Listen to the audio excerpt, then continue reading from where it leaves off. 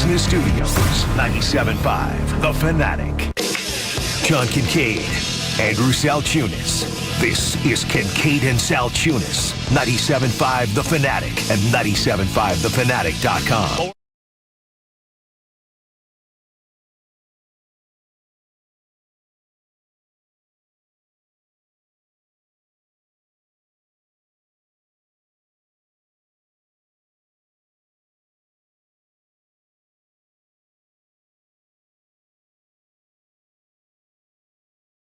This kid.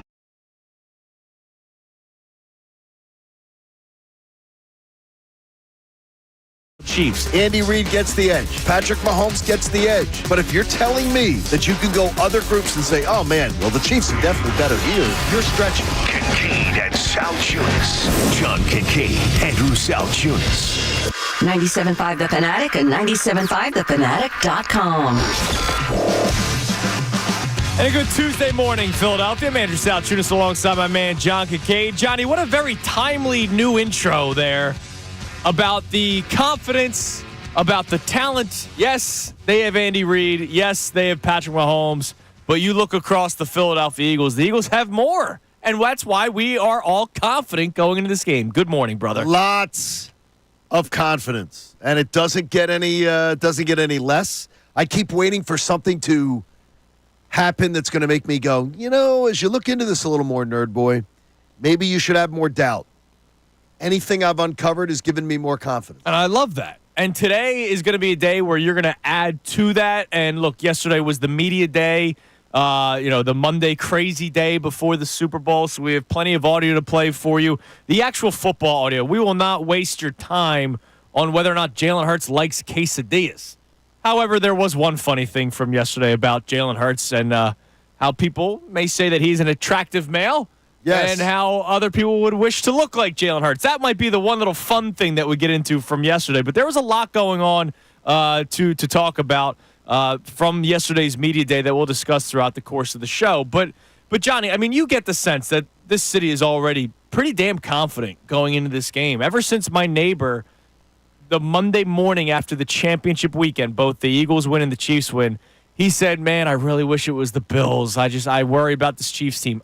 Ever since that conversation, I don't think I've heard a single person text, call, and I'm not even saying work text. I'm not even saying 610-632-0975. I'm saying my own personal phone number. I don't think I've had really one person say, damn, man, I'm worried about this one. I think everyone's just ready to go and they're confident. This Eagles team, and I tried to think of this yesterday. What did the 2024 team do that the 2022 team didn't? Because I know you guys can turn back the clock a couple of years. Going into that Super Bowl, the confidence, even though they were favorites, was certainly not this high. No.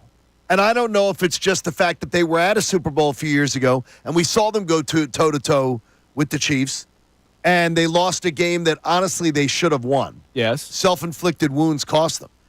I don't know if it's that, but I tried to look yesterday and figure out what is it that the 2024 team did that the 2022 team didn't to give us this great confidence. I think it's better across the board. Like, yeah, they had 70 sacks versus the 40-some that the Eagles had this year, but the secondary played really well that year. You feel a lot better about this one because of the youth, and you don't think that the legs are going to fall off at some point. The offense, even though it's been a different style of play, has been very consistent on the ground, which has been a method that no team has been able to stop. It really hasn't. And then when Jalen Hurts has been asked to drop back to throw, he's been spectacular at it. I mean, they were a machine in 2022, but the schedule was pretty difficult this year, and they matched every single test. That was my one of the things that I wrote down. Yeah. So I didn't say anything to you. No, don't do the but show. But that's one that I wrote. That's one that I wrote down. Is that one of the confidence things? But it is one of the things that I wrote down as far as why are we more confident about this team. The second thing I wrote down was that the fact that this team is more battle tested. It is. The 2022 team was doubted because they didn't play a lot of top quarterbacks. Didn't have that. This team beat Burrow on the road. This team beat Lamar Jackson on the road. This team beat Stafford twice, beat Jordan Love twice. You could say the way these games have played in the playoffs. I don't take away anything from what the Eagles did in 2022, right? How many times have you heard man, they really didn't. Jalen Hurts didn't have to do anything in those first two games. Well, he didn't have to because the defense was tremendous, but then you saw him play, well over his head in the Super Bowl against the Chiefs. But if you're talking about battle-tested, these playoffs, a tight game against the Packers following the rust conversation, the snow game against the Rams. You want to talk about battle-tested, that'll do it to you. Absolutely. And then beating a division rival, having to face them for a third time, and you dismantled that division rival. I would say not just battle-tested over the course of the year. They were more battle-tested in the playoffs this year. Yeah, and so, I mean, there's to me, the Eagles have earned, and that was the bottom line of what I got. Do you have any idea what I think is the first one? I want you to give all three. No, I have the three things of confidence, but I'm talking about the three things of why are we more confident about the 2024 team? Yes, please give me Why are we more confident? You got number two, that they're more battle-tested. What do you think I wrote down as number one when you look at this 2024 team?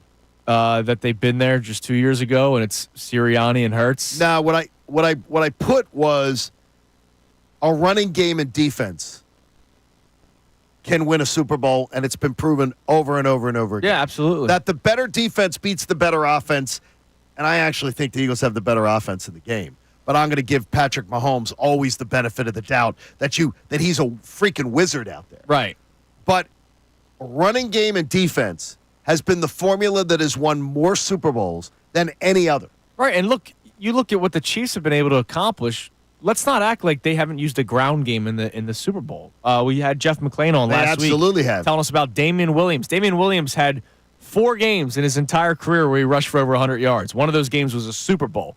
Isaiah Pacheco had 18 carries just the other Super Bowl. Like, it's not like Patrick Mahomes, even though he's still dropping back 40 times, sure. It's not like it's 60 times to 5 runs. They're actually pretty balanced on the ground as much as you can be. Maybe in today's modern NFL balance, Eagles a little bit more aggressive with the extra runs, but I'm totally with you. I mean, a ground game and a good defense is what wins you Super Bowls a lot of the time. And my third one that I wrote down about 2024 to 2022 was coaching staff. Is that I think Vic Fangio going into a Super Bowl, I have such more confidence that he's going to be able first off, from the games that I got to watch, the 20 games of data that I have to work off of. But I also believe he's got a better chance just because of familiarity and experience to be able to come up with a defensive game plan that can at least contain the Chiefs. Right, and look, I'm not saying stop the Chiefs, stomp the Chiefs. Yeah. That's what I'm saying. And he's fully focused, right? Like Jonathan Gannon had other stuff going on, and I know the same can be said about Kellen Moore, but when it comes to the defense going up against Patrick Mahomes, I need my defensive coordinator to be locked in against Patrick Mahomes and Andy Reid. And Vic Fangio is that. But that was just a tasty 3. Yeah, that wasn't even the main 3. That's not even the main 3. That was the appetizer. That's an appetizer. And every one of those things should make somebody go in their car, at their computer, while you're shaving this morning, listening on the app, should make you go, okay, that's reason. Hell yeah, to feel so much better this time. But I've got 3 that I think are almost better that will tell you the Birds are going to win Super Bowl 59. All right, can you give us number 1 Which one do you want, now? number 1? Give us number 1, and then in the next segment, you'll give 2 and 3. We'll also play some audio from Lane Johnson that I think should add to the confidence. This is a show about confidence. Yesterday was a vibe check. Today, if anybody was wishy-washy yesterday, it's chest day again here on Kincade and Salciunas. All right, number 1 for you. As you get started today on February the 4th, a date that we all love. Oh, yeah. Happy the Chiefs were 8th in rushing defense in the course of the season. That's pretty good. Top 10. Top 25% of the league. You're right there. But from mid-December, and I teased this yesterday, they have absolutely sprung a leak. And in the playoff games, they sprung a leak. And in the last 4 games, they've now given up 164 yards a game on the ground. And they've played no team that comes even close to the Eagles' offensive line or the Eagles' rushing attack. And, oh, by the way, they've been winning these playoff games, so you would think the opposing team would be throwing more. Oh, I think the Buffalo Bills abandon the run. I completely agree with you. And I want I think the Lions did it against the Commanders. They abandoned the run. These teams come playoff time, and these offensive coordinators and these gurus, they start to panic, man. I'm going to give you the running backs in the last 4 games that gouged up the Chiefs. I love that. And you're going to feel so much better because you know Saquon Barkley is better than every last one of them. All right, John is giving you 3 more reasons to be confident. Well, 2 more next segment, but 3 more reasons today for you to be confident going into this game. Coming up next, you'll hear from Lane Johnson, who said something during his media availability at the Wild Media Day in New Orleans, and this will add to your confidence. It's a message that we've been telling you a little bit since last week. It's Kincade and Salciunas, 97.5 The Fanatic. Hey, folks.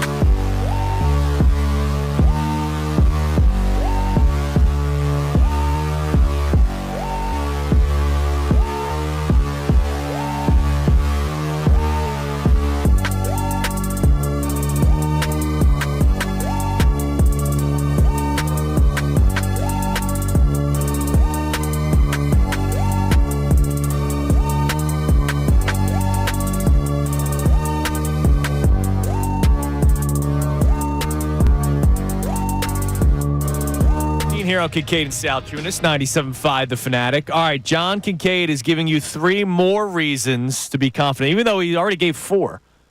He gave like an appetizer. Yeah, that was just an appetizer of why this year's team is better than the 2022 team. And now you're going to give us 3 reasons of why you should be more confident. Now, the one you gave last segment was about the Chiefs and how they've been leaking oil, stopping the run, which is what the Eagles are pretty damn good at. And I got some, and the numbers for you on that are, I think, pretty incredible. Okay. Okay, so just real quick on the rushing. Just the 3 games that matter the most. In the playoffs, we saw James Cook in the AFC Championship game go for 13 carries, 85 yards. He was gouging them in the running game. Why the hell did he get 13 carries? Like, why go away from that? I don't know. It's not like it was a blowout. But here's the key. They were right there.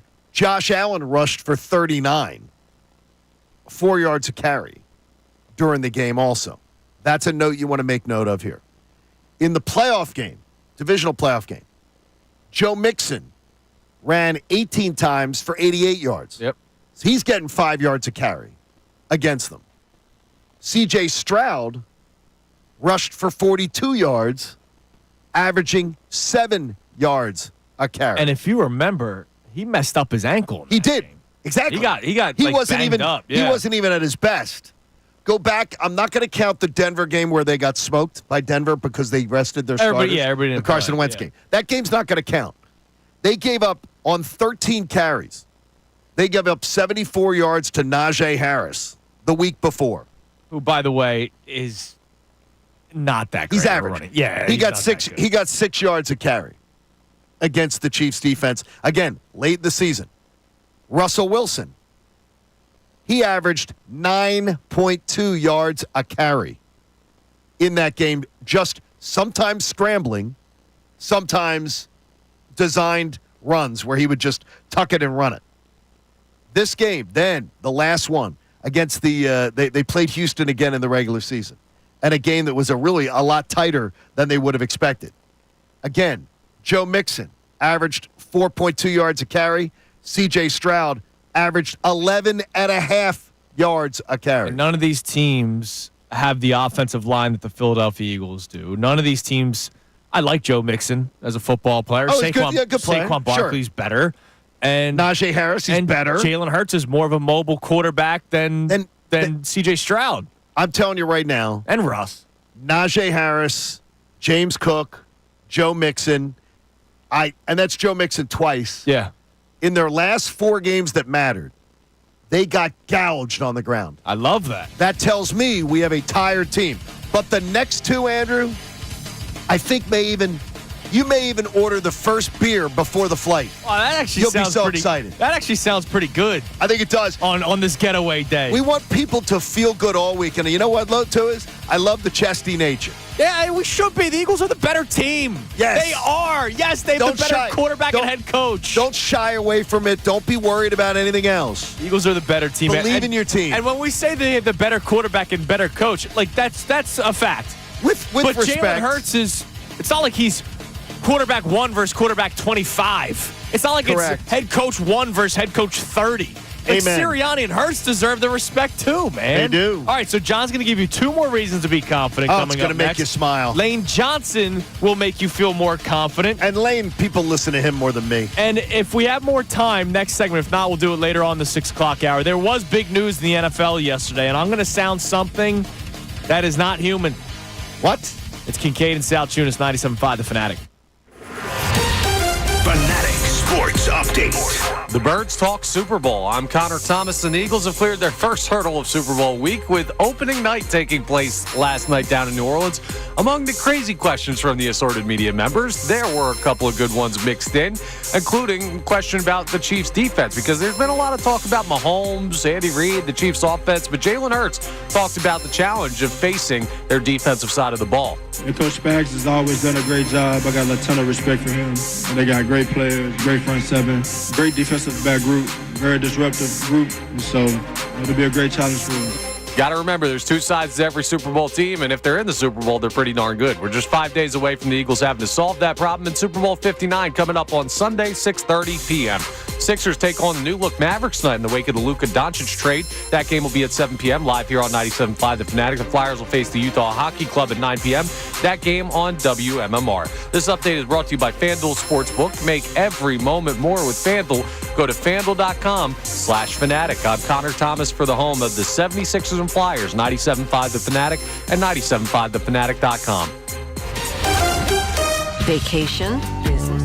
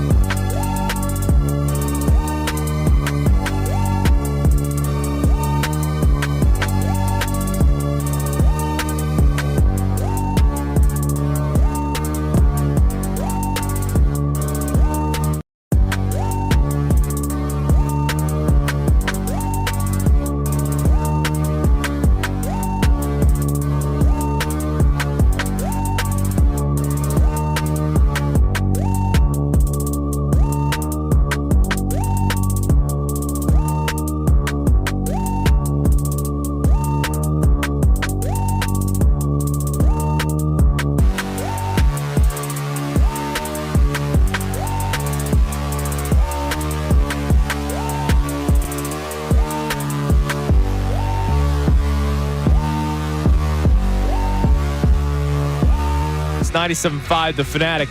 I guess my question for the people today, John, is whether or not they're feeling it too. This confidence, because we have been feeling it for a long time, you and I, during the season, during the playoffs. I put out a tweet at halftime during the Packers game that I got eviscerated for because of my confidence level in the team, that I didn't think they were going to lose that game. I mean, we've been very chesty on this show, and now we wake up on the Tuesday of Super Bowl week, and the Eagles are getting ready to play the Chiefs, rematch of Super Bowl 57, and I think everybody's kind of in that same mindset of, all right, the Eagles are better. I expect them to win.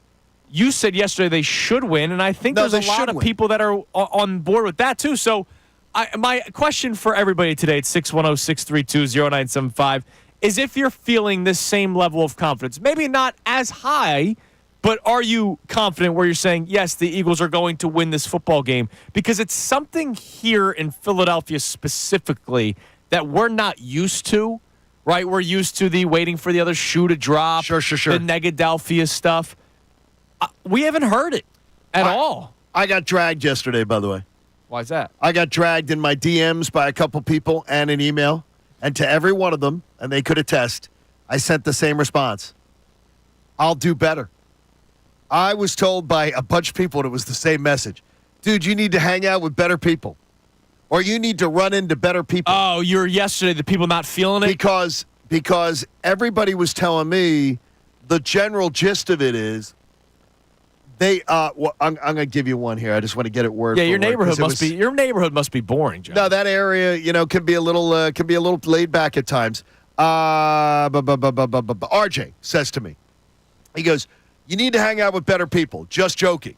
But let's be honest. This is exactly the kind of crowd that you have begged for since you came back to town. Damn right. This is an Eagles fan base that is finally accepting the fact that we're a great team and that we should win a Super Bowl. Yes. It's everything that you say you want. So applaud the fact that maybe people are being a little bit more confident and not having to yap as much about being stupid underdogs. I love that, RJ. And RJ is a big dude, by the way. He's a pretty big dude. I'd say he's around 6'3". So you'd like to have him in your corner? I would absolutely like to have him in my corner. And he says, I will throat punch the first underdog mask that I see. And he lives right I don't think that's necessary. He lives right outside the borough. And he says, I will literally, if any one of these little punks puts on their underdog mask because we're underdogs, I will throat punch him. Nah, man, let's be the top dog. Damn it, let's go. I love it. RJ, thank you very much. And RJ seems like a good dude. Yeah, I mean, that's beautiful. I love that message. So are you feeling that confidence? I want to get two more from you. But real quick, Lane Johnson yesterday. Yeah, I want to hear from him because people listen to Lane more than me. I would. Sometimes. Connor, I think that's a good choice. I would say so. He said something yesterday that I loved, and it's amazing, right? You close your eyes about this time last year was when he did a media day around the Super Bowl and talked about how the team fell apart. Remember that? Did. I think he it was on very the honest about Dan Patrick show yeah. at the Super Bowl. But here he is talking about how important it is that they were just here 2 years ago. It's about a 20-second clip, but the last couple of words are what really stood out to me. Take a listen to Lane Johnson. Yeah, I mean, you go back and look at it, there were some plays that we definitely like to have back. But I credit Kansas City for, what they've established and how they've been here consistently for the past 5 out of 6 years. So, I think this year maybe we can be more focused, possibly as a group, and that's really it. This year we could be more focused as a group. And that's because they did this 2 years ago. There was a lot. If you watched any of the coverage yesterday, Jalen Hurts being asked about quesadillas, right? The ridiculous questions, the stupid questions that have no reason to be asked. Hurts was at the podium for an hour, and that was his own one. Then he did the duo in a press conference with Patrick Mahomes. So think about it. For an hour, he had to sit at a podium and answer about 10 football questions and then 600 non-football questions where half the time he didn't answer them because they were stupid or he left them for a word. There are a lot of distractions when it comes to Super Bowl week. I saw a video of Lane Johnson and Jordan Mailata having to dance because that's what Fox asked them to do. Well, they're doing the videos that we'll show during the game. And look, they seem to be having fun. But They were having a blast. But it's part of the distractions that happen on Monday and for the rest of the week during Super Bowl week. There's press conferences today, tomorrow, and Thursday for the players on both the Eagles and the Chiefs. And then they get to go into the bunker. Right, finally. And they are, believe me, covering a lot of these Super Bowls. The players by the last day, they're still chatty, but they're thrilled to be going into the bunker. And it's good that they've done this just 2 years ago. And I know there's young players that weren't here 2 years ago, but they can listen to their veterans. And, oh, by the way, a lot of the young players played in the SEC, like all the Georgia Bulldogs, so they know what it's like, the craziness going up to a big game. All right, give us some more reasons to be confident. The Eagles' defense has 10 takeaways in their 3 playoff wins. That's amazing, dude. Okay. Teams that have had 10 or more takeaways in their 3 playoff wins have never lost the Super Bowl. Wow. Have never lost the Super Bowl. Okay. Now, the only problem with that stat, and I will note to you, is that many of the Super Bowl champions played 2 games. Fair. So I'm just keeping it fair and putting it in proper perspective. But if you've taken away the ball 10 times in 3 playoff games, you've never lost the Super Bowl. Now, the final one, and I love this number. The Eagles have allowed just 195 passing yards per game in their last 8 games. 8 games, man. The team that has allowed less passing yards in the second half of the season, last 8 games, is 10 of 11 in the last 11 Super Bowls. These are good numbers. No, they're great numbers, Andrew. Those are great. These are amazing numbers. Those aren't GO numbers, good. Those are GR numbers, great. These are great numbers. Sorry, I didn't value them enough. The Eagles' pass defense is a spectacular indicator, and when you're talking about last 8 contests, you're not talking about small sample size. You're not talking about cherry picking something. That young secondary has gotten better and better. And by the way, teams have had to pass on them. Yeah, absolutely. This includes they've been leading in these games. The Rams and the Packers and the Commodes all having to pass on them. Yeah. And the Eagles' pass defense doesn't bend enough. And it seems as if the passing yardage has been completed. Around 70% of the passing yardage has been completed within intermediate passing. Yeah. Which can be one of 2 things. Either you're struggling a little bit in the intermediate passing game, or that's what Vic Fangio is saying. It could be the scheme. We'll give you that all day long. That's why I didn't make much of the Zach Ertz game last week, because I think they were more focused on, all right, we got to stop Terry McLaurin, number 2. Number 1 is we got to stop Jaden Daniels. Sure. And everything that he can do. We got to stop Terry McLaurin. De'Ami Brown's somebody that we need to worry about. Yeah, Zach Ertz can have 10 for 100, but if it's little chunk here and there, like I get it. Early on in the game, they were converting 3rd downs and 4th downs, which you need to stop, but I didn't really make all that much of Zach Ertz's game on Sunday. And that's the kind of game that I expect Travis Kelce to have Sunday. Yeah. Yeah, the difference with Kelce is his yards after the catch are enormous, especially compared to Zach Ertz. Man. I am saying that. Believe it or not, Eagles fans. We know that pretty well. So, here. like, his 20-yard gain could be 40. I got it. Compared to Zach Ertz. So you just got to tackle well. Yeah, it is, absolutely. It is. I've just got to tell you, I am really, the more I dig, sometimes when you dig, you unearth stuff that makes you feel less confident. Right. The more I look at this matchup, again, I say just embrace it and accept it. You should be the favorites. This team's the better team, and this team is going to win a Super Bowl. Damn right. I love that confidence. That's what we're talking about today. Confidence. 610-632-0975. Have you reached that level of confidence? Like, where are you today on the Tuesday leading up to Super Bowl 59? Because this show has been chesty for months now, And I'm starting to feel like every single Eagles fan is getting at least close to where we've been over the last couple of months, Johnny, because they got the feeling that the Eagles, not the feeling, the fact that they're the more talented team. Yes, they have Mahomes. Yes, they have Andy Reid. You have a lot of other pieces that should be highlighted. A lot of them on both sides of the ball, including that offensive line, that running game, which goes to one of John's points about the Chiefs and how they've been leaking oil stopping the run. You have a lot to say. I have a lot to say, man. About smart, sports. Intelligent conversation. Well, I didn't say that one. I think they saved that one for DeCheco. All right, coming up next, we'll check our text line on your level of confidence at 610-632-0975, but also a Eagles topic that's not related to the Super Bowl. Okay.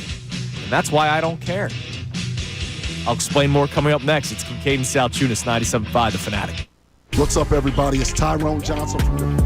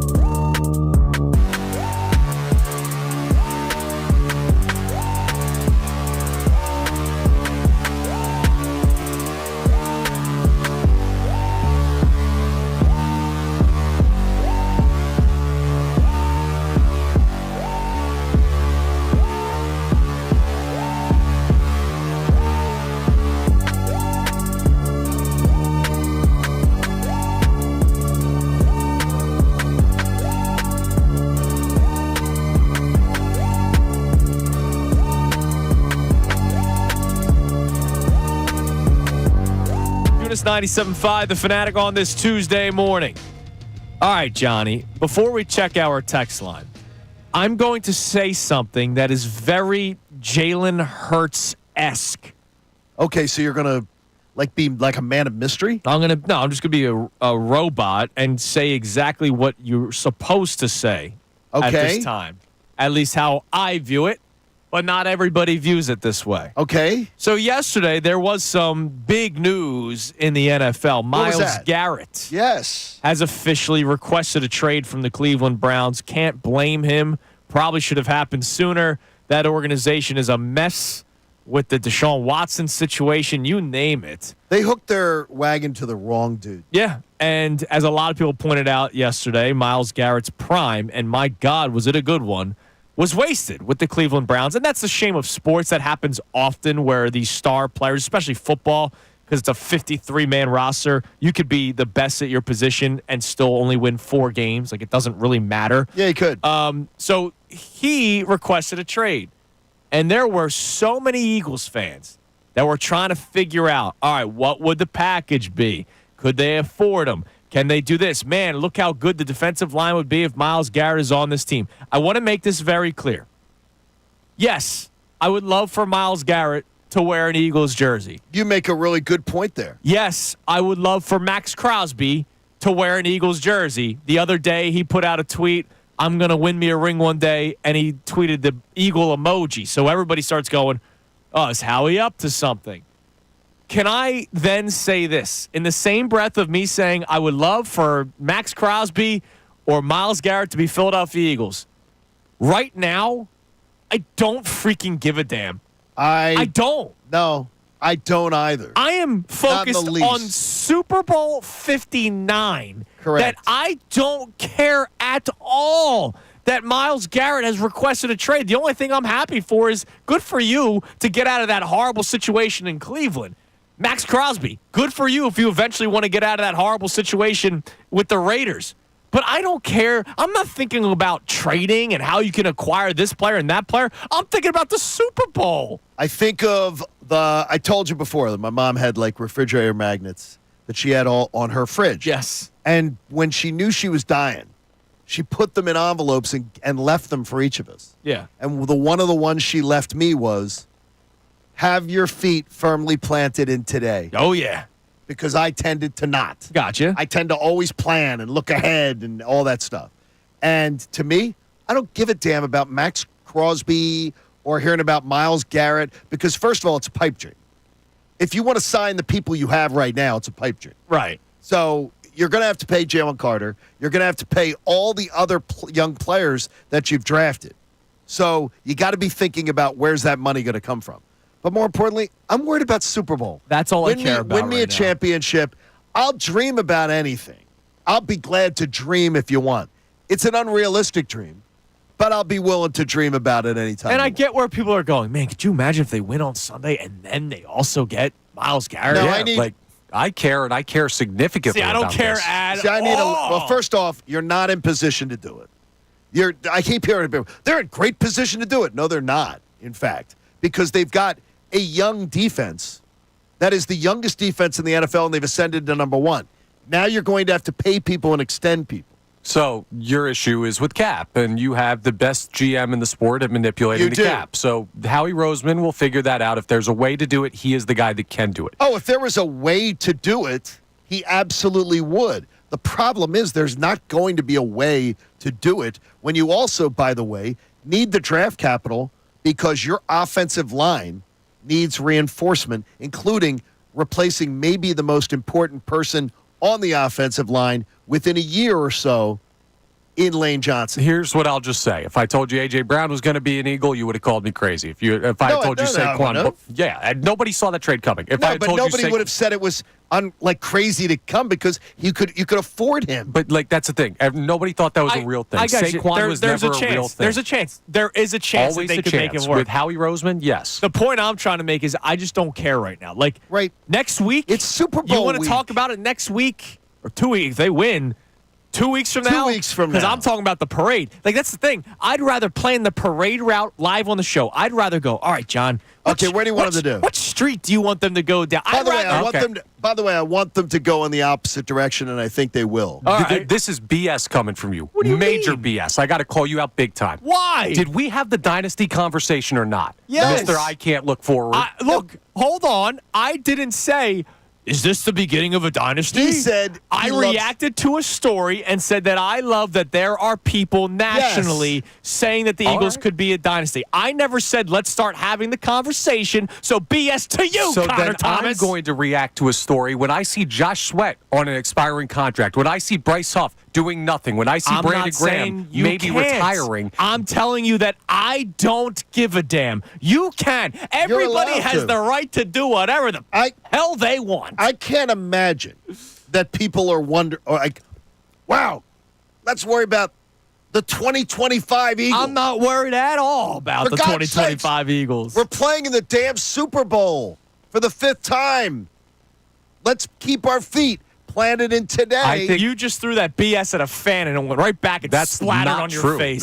You made the no, he you had didn't. the No, he dynasty didn't. conversation No, he the didn't. week before we've even No, won it wasn't. one with It was this court. yesterday, and he said flat out he loves hearing the national media think that the Thank you, Eagles John. are on thing. He Sounds didn't like have you it. listen to the show, John. I do. I enjoy the show. I appreciate I it. wish our fine executive producer did. Yeah, I that would also be nice. think that people have enough mental capacity when Jalen Hurts is being asked about Mexican food to think for a second about what the future of the defensive line is. You know what they do, Connor? They listen to clickbait. And it's clickbait. What do you mean? It's clickbait. That's what it is. It's clickbait. What's clickbait? It is clickbait that they're going to get Myles Garrett. Yeah, I don't think that's true. Miles I Garrett do. just requested a trade. The Eagles are a very Correct. trade-aggressive team with a need at the position. And the most important thing of all is that the team that has him has said they're not trading him. yeah, but come on. Well, Well, okay. yeah, it's said all the time. So there's not that they're not trading him. And more importantly, you don't have the assets to make this trade when you've got other issues. You've got to Lane Johnson's replacement has to come, and he has to come with a first-round pick. And maybe you're going to even want to move up in the first round to be able to get the offensive lineman you want. You have to get that guy this year. This year, that has to be your pick. I'm just not focused on it at all, Connor. You don't have to majorly focus on it, but to not think about it, I think is Not crazy. think about it.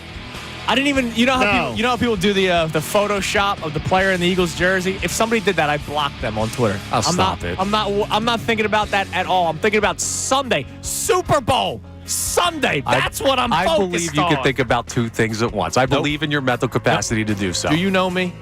Unfortunately. Connor believes that girl. Who's that girl you're always talking about?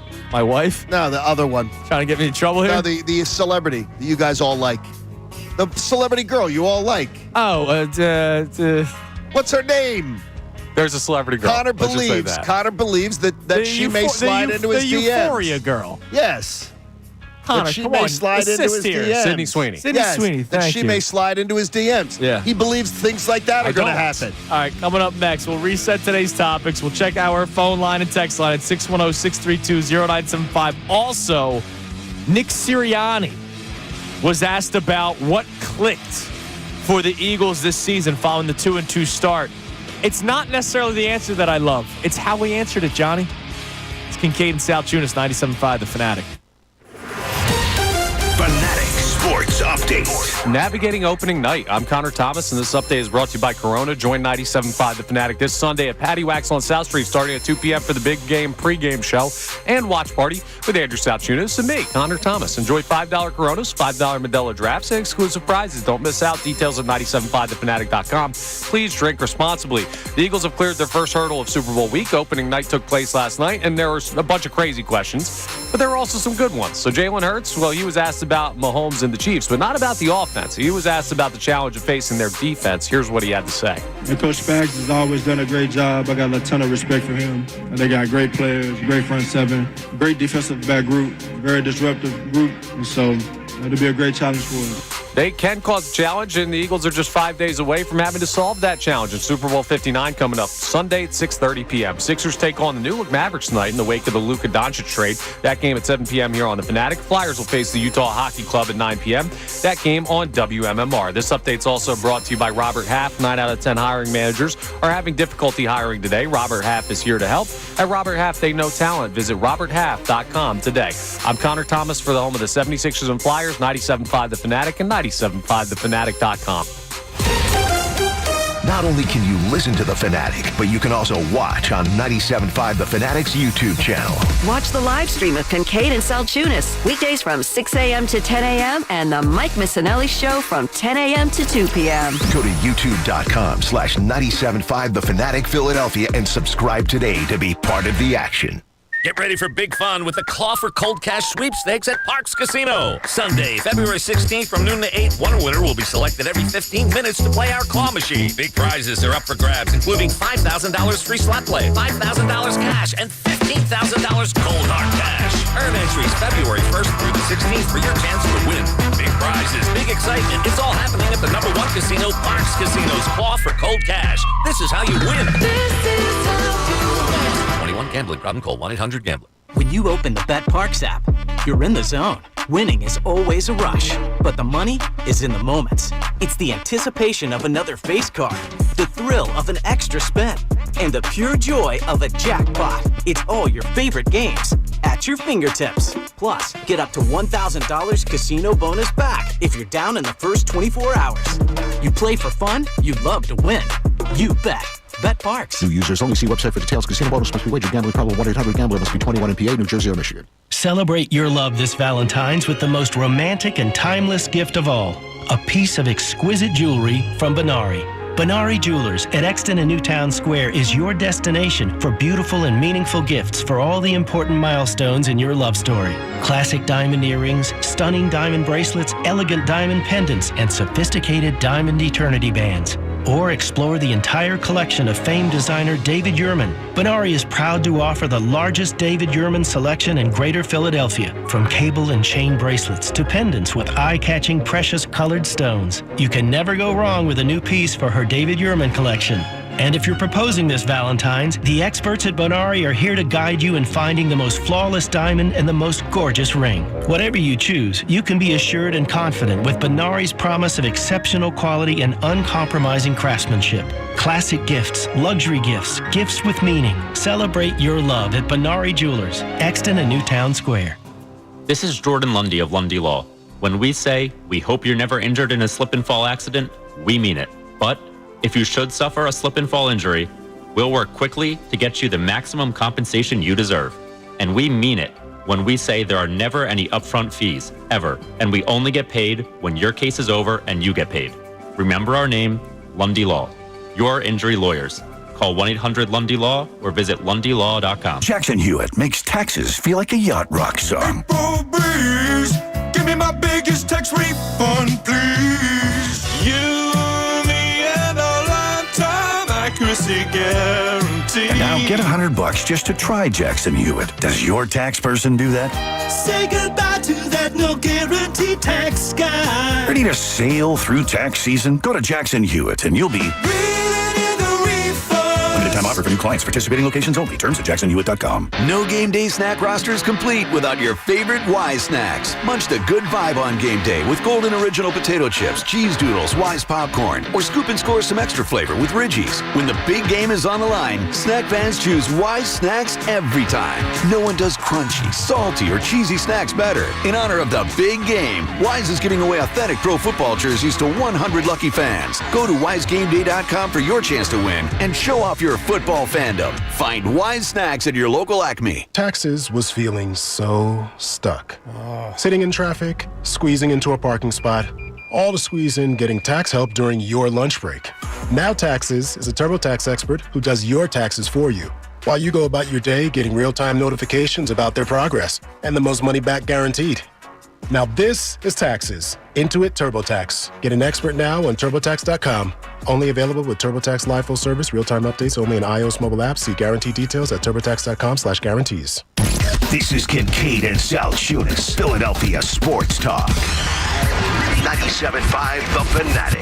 It is 6:55 here on Kincade and Salciunas, 97.5 The Fanatic on this Tuesday morning, the Tuesday of Super Bowl 59 week. Your level of confidence. John's been giving you even more reasons why to be confident. He'll give those again coming up in a second. And also the Myles Garrett discussion. Look, if you're thinking about Myles Garrett and Max Crosby and the other star players that the Eagles could acquire, you can. I'm not saying you can't. I'm telling you. The second I heard when I was driving home from the station and I heard Mike and Bill talking about that Myles Garrett requested a trade, I was like, all right, that was it. I didn't start thinking of how they could get him and what it would take and how cool it would be to see him in Eagles green. And look, I would love to see Myles Garrett a member of the Eagles. I'm just not thinking about it right now at all. Exactly. I'm thinking about the Super Bowl. More man. importantly, it is absolutely not realistic. It's not. No matter how you want to spin it, it's not realistic money-wise. Not if you think you're going to be locking down all the players you want. Right. It's not realistic. But to Connor's point, Howie has been able to find ways to make things work. So you never know. And you have an owner that's willing to pay upfront money, which is very important. Which would always be great. Yeah, and I'll also say it's not a great week to argue about the realistic nature of trades, considering the Luka Doncic. Yeah, you know what? That's a great point. Anything's possible at this happens, point. Man. I'm not saying it's likely. I'm just saying weird stuff happens, and it is a dream that I had when I saw that statement from Myles Garrett. And I just can't. I don't know. I can't imagine. I was dreaming of midnight green confetti. I'm dreaming of the falling Super Bowl, down, which is actually Sunday, which is 100% real life. That's what I'm. Okay, I'll give four Super Bowl dreams in before the big game. Not realistic. I like to keep it realistic. All right, it's just me. Before John reminds the people of the 3 more reasons why to be confident, let's get some text messages and calls at 610-632-0975. I also have a clip from Nick Sirianni that I want to play. Here was Sirianni yesterday. He was being asked about, the reporter said, hey, you went from last year to the 2-2 start, and you had the moment against the Browns. It was a national reporter. It wasn't somebody from the Philadelphia media. So they basically gave Nick Sirianni the chapter and verse of what went wrong early on in the season. And take a listen to his answer of what clicked. And again, to me, and I'll explain more, it's not exactly what he said, but how he said it. We were just trying to come together as a football team. You know, every game's its own obstacle. We started off 2-2, and then we just tried to play it one game at a time, try to get a little bit better each week, and here we are. Dude, short and sweet. He wanted to get off that podium. He's gotten better. And especially yesterday, because we talk about the distractions all the time. He wanted to get off that podium quick. I know, Ocho Cinco went up to him and kissed him on the cheek, and they had a little fun moment back and forth. But Sirianni looked ready to get back to the war room yesterday, and I love that, man. I love that Nick Sirianni is just flat out done. Again, he's doing the things that I begged him to do. And I'm sure he doesn't give a damn what I have to say. But he's doing the things that I begged of him. Yeah, would you please just focus yourself and worry about what's important? Yeah. And don't get drug into the weeds by all the little stuff that just tends to distract. And we're not talking about the weeds in the Super Bowl. We're talking about the weeds throughout the course of a season. I do think he's maybe gotten pulled into the weeds occasionally. Yeah. I think it can happen. But he's doing pretty good with it. And that clip, short and sweet, he just wanted to get off that podium, man. Nick, you've had such a good rebound. Yes, he has. From that Cleveland game. You've had such a great rebound. And that's awesome. You're listening to 97.5 The Fanatic, WPEN, WPN HD1, Burlington, Philadelphia, Beasley Media Group Station, broadcasting live from the Comcast Business Studio, powering possibilities. What do we have on the text line so far this morning, Connor? And then, John, you will remind the people of 3 more reasons why you should be confident going into Super Bowl 59. John V checks in and says, I'm actually 100% on board with Andrew and John. Garrett to Philly would be great, but I don't care right now. Most importantly, I don't want to think about next season because I want to enjoy the rest of this year. See, that guy's welcome with us, John. Everybody's welcome with us. He's here the here and now. No, I'm talking about like the John and I. We have an after party after every show. We don't invite you to it. Let's live in the moment. There's bottle service. Part of the course. Maybe Mike Trout's going to be a Philly. And all the other stuff. Maybe it's the Phillies offseason, so we can have that conversation. Maybe the Sixers are going to trade for LeBron. You know, all the what ifs and ifs and buts and everything is great. That was real. You know what those things are for? When your team has nothing to play for. Those things are great. Yes. They create the bandwidth. The Eagles have a Super Bowl to play for, which is very exciting. I'm not saying build your life around it. I'm saying I saw it yesterday and I was excited. I thought about the possibility. I think that's normal. How about I heard way too much talk about it on our own radio station? I moved on from it real quick. I was floored yesterday. I'm going, the frickin' Eagles are in the Super Bowl. Can we talk about this year, please? All right, give us the 3 reasons. Again, a quick rundown of your 3 reasons why you should be even more confident than you already have been with the Eagles, because you're not trying to find reasons to be less confident. No. You're just a smart man who looks to be educated, who looks to get information. I look to be educated. Thank you very much. Yes, that's good work. And you know what? The more and more educated you're getting, the more and more confident you're getting. All right, Chiefs run defense, which was 8th in the NFL until their last 4 games that mattered, has now sprung a leak. They were 8th in the NFL, giving up 102 yards a game. The last 4 games, they've given up 164 yards rushing per contest that mattered. Joe Mixon gouged them, 7 yards a rush. James Cook gouged them over 7 yards a rush. Joe Mixon did it twice. C.J. Stroud, Josh Allen, scrambling all over the place on them. Russell Wilson scrambling for 55 yards against them. They don't contain quarterbacks well, and they give up a ton of rushing yards. That's one. One other, the defense has 10 takeaways and 3 playoff wins. That doesn't happen often. But whenever it has happened, that team has won the Super Bowl. Love that. Love it. And the Eagles have allowed just 195 passing yards per game in their last 8. That is a stat that if you took it over the last 11 Super Bowls, you'd win 10 of them. Life's good, folks, in Eagle Land. Life is good. That's a beautiful thing to hear. Where's your level of confidence? We want to hear from that on the phones and the text messages as well, because, look, I think we all have the same feeling that this city is confident and ready to go, and that's beautiful. It's just I want to know what level you're at, because you're talking about a comfortable victory, which I am talking about a comfortable victory. I don't think it's going to be comfortable, but I think the Eagles win. So my level of confidence a little less than yours, but we both have them hoisting the Lombardi trophy. I just wonder where other people are at when it comes to this. Let's go to William in Philly. What's up, William? Level 7.5. And why can't the NFL get better gear for the opening night, like the jumpsuits? They look like they came out of Squid Games. Johnny didn't like them either. He was saying it before the show. William, I think it looks stupid, and more importantly, the fanny pack on grown men. That's just a bad look. The zipper in the front like a fanny pack. And by the way, with the kiss Sirianni, it looked like it came from The Godfather where Michael was kissing. Yeah, he gave him some words of advice. Godfather too. Yeah, he whispered in his ear some things, too. Thanks for the call, William. We appreciate it, man. They weren't sweet nothings. I have a picture to show you, and Connor, I'm going to text it. I'm going to send it to you. Okay. I want you to look at the picture, and when I send it to you, and I want to tell you, what does it look like to you? What did John do this morning that he shouldn't have done? You're texting it to me? I sent it to you. Yeah, it's coming in a text. You'll see All right. You're going to see it right now. You should have it right now. You should have it right now. You see it? Someone was excited to leave for Super Bowl 59. Gonna need that suitcase I left behind at home. Oh, no. That is my wife. Oh, no. Sending me the picture of my suitcase in our garage. Okay, if I was leaving my luggage for the Super Bowl trip at home the morning of, I wouldn't have time to think about Myles Garrett either. I apologize. I'll take that point. You guys don't have the capacity for it. I will take the Myles Garrett stuff. I didn't have the brain capacity to actually bring the suitcase. See, now this is amazing. I got it first off. Is she bring it here, or are you going home first? No, I can't get back to Landview. I can't go to Landview and the airport.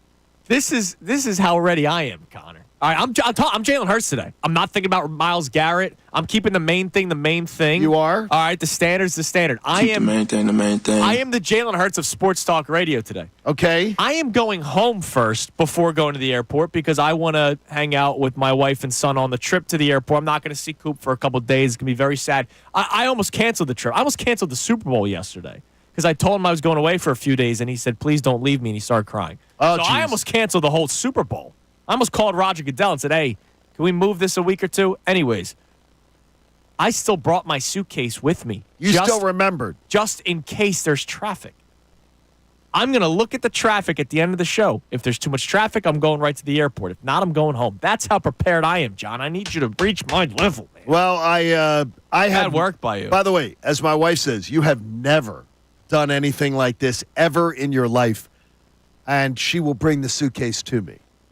So she is going to drive out. Now, you're not a man who believes in superstitions and omens, so I'll turn to Connor Thomas. Is this good omen or bad omen that John is so focused that he forgot his suitcase? I don't think this. Is it so focused or is it so lack of focus? I don't think it's any omen. I think it's remembering your I think your suitcase. brain is Super Bowl 59. That might be a good sign. My brain feels empty. I am so excited for it. And by the way, you can see you can see some of the great stuff there from like the perfectly clean garage. That's nice. It is a nice garage. It is a very nice garage. There's bodies. And Christina's got it, very organized there. That you can see my Eagle golf bag.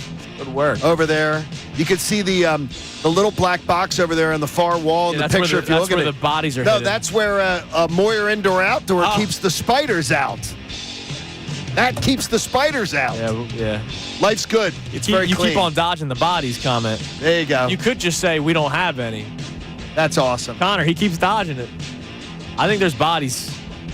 John Kincade investigation coming your way soon. All right, coming up next, we hear more from you at 610-632-0975. Oh, wait a minute. Paul Blake is going to go by my house and pick it up. Oh, that's right. He lives right near you. Paul's going to pick it up. Nice of Paul to do that. Coming up next, speaking of text messaging, calls, and tweets and emails, every day we get something like this.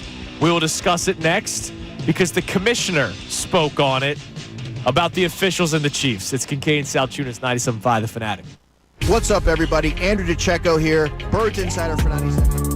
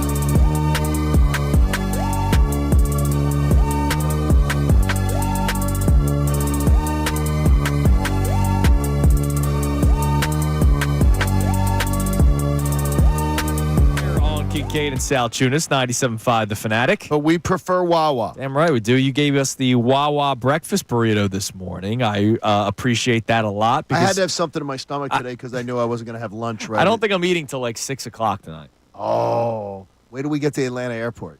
Yeah, I'll probably eat there. We have a little bit of a layover. You may want to grab a little appetizer at Sweetwater Brewery. Okay. Look, I'm following you wherever you're going. You're Johnny Tour Guide this week. All right. Well, we'll have plenty of that. All right. So I need to follow your lead here. All right. So let's check our text line and our phones here in a second at 610-632-0975. But real quick, one thing I do want to play for you. And I get it. People are going to go, well, of course he's going to say that. He's the commissioner. For the people that are still texting, tweeting, calling, emailing, MySpacing, AIMing, you name it, about the officials and how you're worried that the officials and how they always give Patrick Mahomes the calls. Look, I understand where we're coming from as fans, but if that's what you're thinking about the Tuesday of the Super Bowl, the Monday of the Super Bowl, the morning of the Super Bowl, you're missing out on so much more fun and the bigger picture. Like, you can't be sitting here worrying about what the officials could do. The game is not rigged. Could there be a big 15-yard personal foul that we don't agree with? Sure. Do the Eagles get away with calls sometimes? Do the Eagles get calls sometimes that are questionable, that if you took your Eagles cap off, you would be able to try to have like a unbiased discussion about? Yeah. They have. Sure, Yeah, there was they a have. lot of people that took exception with the Saquon late hit last week. How about the Saquon hold on the 4th and 5? Yeah. Which was a blatant hold. Calls are missed. Calls are were missed. made. Exactly. And there are calls that we don't like, calls that we do like, whether they benefit us, we like them, and if they don't benefit us, we don't like them. Here was Commissioner Roger Goodell yesterday during NFL Media Night talking about the officials and the theory that they backed the Chiefs. Well, this sort of reminds me a little bit of the script, right? That I write a script, and I have the script for the entire season. Listen, I think from a lot of those theories are things that happen in social media, and they get a new life. As you say, it's not your theory. Nobody wants it to be their theory. And so I understand that. I think it reflects a lot of the fans' passion. And I think it also is a reminder for us how important officiating is. And I think the men and women that officiate in the NFL are outstanding. They have the highest possible standards. That's ridiculous theory for anyone who might take it seriously. But at the end of the day, it's something we always have to continue to work on. How do we make our officiating better? And look, I don't necessarily care about the breakdown of how to make it better. I'm just trying to make the point that, like, we can't be worried about this stuff. I get it. In the middle of the game, I'm going to be with Connor, Patty Wax, South Street. You guys are going to have a great time. Doing the pregame show 2 to 6:30 and then doing the watch party during the game. I had a guy say yesterday, Patty Wax, he said, heaviest pour in a 3-mile area.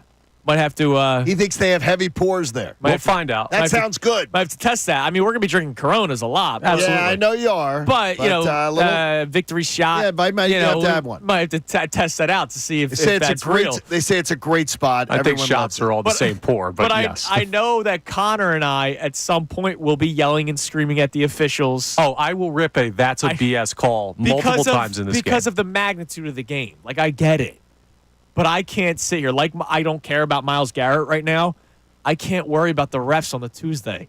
I can't. Nah, I can't. And more importantly, it's such a, I'm going to say, just sit when you pee the rest of the week. Because you just sound like such a wimp. You sound like such a wimp. Like, oh, well, the Chiefs are going to get all the calls. We didn't lose the Super Bowl because the Chiefs got the calls. Didn't help. First of all. Definitely didn't help. First of all, it was now, the 7 points you gave up, fumbling the ball away. That too didn't help. That cost you the game. You're up by 17 at halftime. You're up by 10 at halftime. Punt it's coverage. a completely different game. Your punt coverage stunk. Your punter stunk. That's why you lost the game. That's why you lost it. You didn't lose because of the officials, because even though the call was a little ticky-tack, it absolutely was a penalty. Right. No matter what anybody wants to say. To help the Chiefs. It wasn't to help them. It benefited the Chiefs. Correct. No, the more issues, officiating stinks in most professional leagues these days, and that's stupid. Except for the guy in baseball who got fired yesterday. It was 14-12 Eagles, midfield, 4th and 5, right before halftime. Commanders fans could say, hey, if they call that hold on Saquon, the Eagles punt, we get the ball back, we take the lead going into halftime, it's a totally different game. They could bring out their little violins and do the whiny boy routine too many of the Eagles did after the last Super Bowl about, well, the sod father. No, the Eagles didn't. Sod Eagles fans did. No, Eagles players didn't. No. Eagles players did, whining about the stupid sod father. They mentioned it. They mentioned it.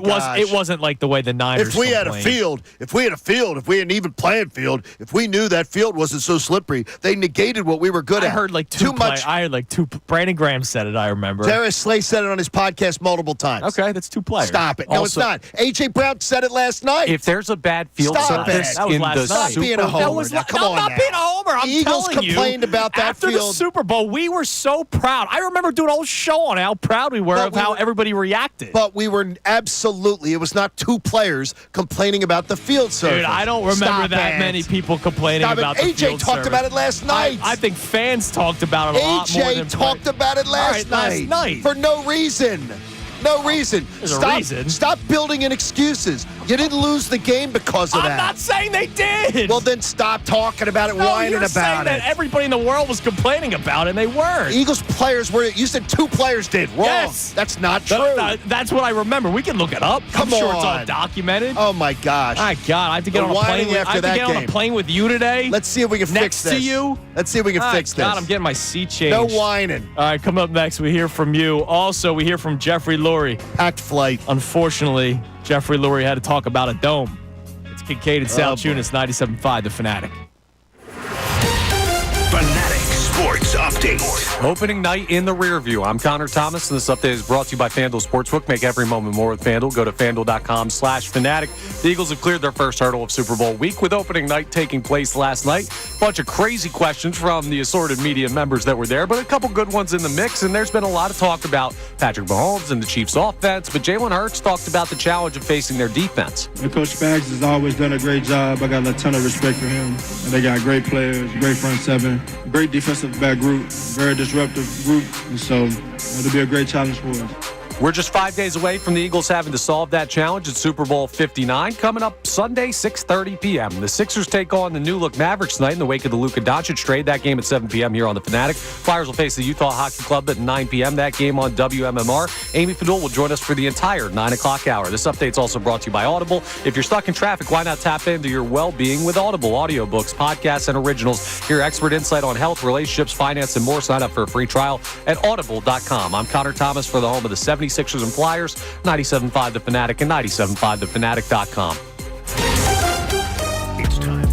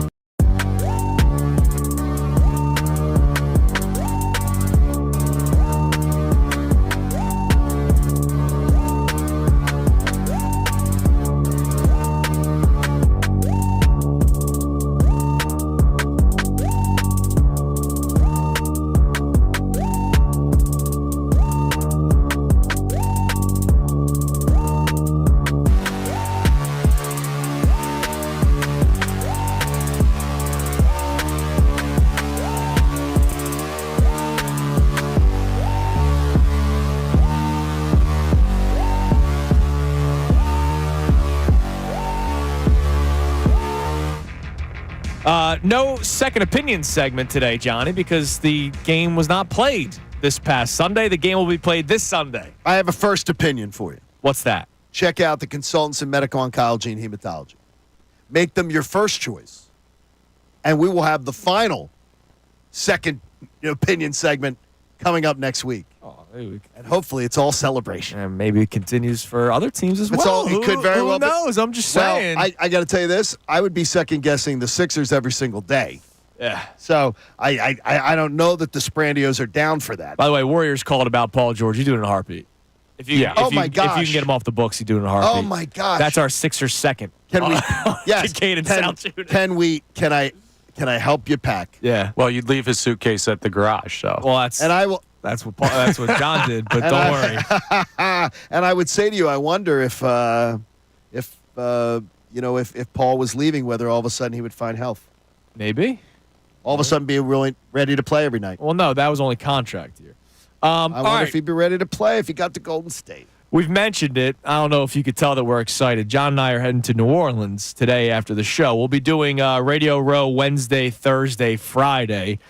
Same with the Mike Missanelli show with Bill Colarulo. Obviously, a lot of things planned for you guys, in store for you guys. And the coverage continues all week long, even on Sunday, because we're going to have a 4.5-hour pregame show, me, Connor, and Bill Colarulo. You're doing a 2-hour show, right? No, 3-hour. 3-hour show before 11 to 2. It'll be the pre-pre. Yes, the pre-pre. It's your pre-pre. So there's a lot going Sunday. on. It's going to be great. So all week, the Fanatic will be bringing you the latest developments on the big game in the Big Easy. Our coverage will be brought to you by FanDuel, America's #1 sports book. Again, John and I tomorrow morning, the Mike Missanelli show during the midday show. Every angle, every storyline, plus some great guests and surprises. Of course, you'll get the best show ever with Tyrone and Ricky in the afternoon. They'll be here in one balla. Big game in the Big Easy, also brought to you by TrueMark Financial Credit Union. Visit TrueMark.com or one of the 24 local branches to learn more. And in addition, FanDuel invites you to go to the biggame.975thefanatic.com. Everything you need to get ready for the matchup Sunday between Kansas City and Philadelphia. The latest news on the Birds, in-depth analysis, plus where to catch the game. All brought to you by Corona. And remember to shop the moment at Rally House, because that's where you're going to want to get your gear going up to the big game. And, of course, if they win, when they win, the gear afterwards. And as you listen to the coverage, we're going to have Andrew DeCecco with us a lot when we're in New Orleans. He's going to be on the table with us there live at least an hour every day. All of his reports are brought to you by Tompkins Bank. So thank you to Tompkins Bank for being a part of the show and Welcome being a to part the family. of Andrew DeCecco's coverage. And then you got the big day on Sunday when we're doing the pregame show. It's going to be a lot of fun at Paddywhack. So a lot of coverage coming your way here on 97.5 The Fanatic on all the shows, which is very exciting. All right, let's get to the text line here before we get to this Jeffrey Lurie audio. Or was it the audio, or were we just talking about We're just talking about it. The audio is not good enough quality. Yes, and I appreciate that. Here's some of the text messages we got coming in on today's topics. Derek from North Philly checks in and says, multitask Super Bowl and Garrett. We can't let him end up at Dallas, and we can use him for our repeat that's going to happen. Go Birds. Howie Roseman's focused on it. We read you the article earlier this week, or was it last week? I forget. It was yesterday, about how Howie, after going to his son's basketball game, got home and started watching tape from the Senior Bowl. Which, by the way, is his job. He's not allowed to focus on Myles Garrett and how he could try to land That him. is his job. He doesn't have anything. Howie has nothing to do with the Super Bowl. Nothing. His coaches are hired. His players are signed. Right. He has nothing to do with it. So at that point, he worries about what he does control. And I'm not focusing on Myles Garrett right now. I'm not. And I get it. You could do both. Good for you, Connor. Congratulations. That wasn't me. That was Derek from North Philly. You're doing it too. I did it. Yeah, that's what I'm saying. This You is did it about this our morning. texter Derek. Not everything's about me. And look, Derek, go for it, brother. Go for it. That's awesome. I'm sorry. Super Bowls don't happen often. I know it feels like it does here because it's 3 in the last 7 years. Happy anniversary to winning Super Bowl 52. I get it. It feels like it happens often now all of a sudden. Don't take these for granted, man. This is all I'm focusing on right now. It is a day, and it sounds stupid. It sounds like a stupid comment. It's a day that changed my life. No, it's not. It's not. It does sound stupid in the entire of what's important in life. The outcome of a sporting event shouldn't be as high on my list as it is. Kevin Garnett once said, As Kevin Garnett once said, anything is possible. It was unfreaking real. And I lied. I said it on one of the promos. I lied to God. And I asked for forgiveness because I told him that. I told him before that game I only needed one. When's that promo running? I don't know. I never hear it. I only needed one. And I promise. Well, guess what, God? I could use a second. Yeah. I could use a second. I lied. I thought I only needed one. Much like if there was a Dunkin' Donut out there or something from Wawa. Every once in a while, we want a little bit more. Look, I'm being selfish, God. I'll But take at least a you're second. being honest. I'll take a second. You're being honest. But I remember saying, yeah, I only need one. A one's going to make me happy. I'll be fine. All right, what else we got on the text line, Connor? All right, we have a check-in here from Trevor in Percy who says, I feel confident in an Eagles W this time. I am a little worried, though, about the possibility of Gannon 2.0 with Kellen Moore. Are any of Andy Reid's coordinators taking interviews? Isn't Kafka, like, always in the running? Is he still with the Chiefs? I know Spags did interviews, but he's not doing them right now. I think he never gets – Kafka must interview poorly. He must – No, he's with the Giants now, But he so must never mind. interview Screw poorly that. because Yeah, he's been up – 100 times. He's been up for every single job. Yeah. So the Kellen Moore factor. Now, we talked about this a little bit last week. It's happening super early, right? It happened last week. The second interview, the in-person interview, happened last Monday. So that's, I'm not saying it's done and over with. You mentioned, like, look, if Mrs. Moore is going down to New Orleans with Kellen. Well, she is. She might be looking at real estate, and I get it. You know she is. Yeah. You know she's driving around, going out with a realtor, looking at houses, figuring out where the practice facility is, where do they want to live, and that's going to be a distraction. I got you. It is. But I'll also say this. He's gone through the cycle a few times now. Like Jonathan Gannon, that was his first NFL head coach interview, right? Opportunity. Because he goes is to Kellen's DC. first offer. Yeah, it's been offered. This is his first offer. So that's done. So it's done. It's done. So he's got, but he knows, all right, my life is changing. Our life is completely changing. We're moving. The kids got to find schools. We have to but he's not doing that right now. Schools. Andrew, when he comes back to the hotel room or he comes back and sees his wife, what do you think they're talking about? It's encompassing How was every your day thought. today, honey? Yeah, exactly. Hey, lady, She said, leave me alone. I got a Super Bowl going on. Wait till you see this house I bought. Honey, I'm going to pull them up here for you on the iPad. I saw these 4 houses. I love them all. Now, hold and on by a the way, the kids, there's a great school Now, hold on. right near here. I Come got to on also now. say this. You don't think she may have the willpower to say, as excited as I am for this, this is the biggest moment of his life. No. I'm going to let him have it? No. I don't. I think it's human nature. I think I guarantee you she's a very supportive wife. Any one of these coaches that has a successful marriage that sticks around married for a while, they have a good wife because the wife is willing to let them do what they got to do. But this is life-changing. This is absolutely life-changing. I'm just saying, maybe she has the notes on the phone of all the houses, and she's waiting to show Kellen. Oh, yeah. Oh, honey, I'm not going to afterwards. show you any of these houses till BS. Maybe. I think that's a totally plausible. I do not believe it for a second. Possible. No, honey, don't. I don't believe that's the case. I don't believe it's You the case. could be right. I'm just saying, I don't think it's a 100% lock that they're driving around New Orleans looking for houses. Yeah. No, Also- I don't think he's driving around looking at houses. I know she is, though. Also- she's absolutely doing that. Hang on. If we're a Zillow note away from losing this Super Bowl, we deserve to lose. Right, yeah, exactly. I don't care. Like, here, honey, look at this link. I'm going to forget about the play call that I designed today. If you're talking about focus, it's there. It's I the got way. you. All right. Also, Jeffrey Lurie. So the audio quality was horrible because they're in this building that just sounded terrible with all the dumb questions. One of the things that Jeffrey Lurie was asked about was the dome discussion and building the new stadium. He didn't deny it. He said he loves the conditions that you get in Philadelphia, the home field advantage.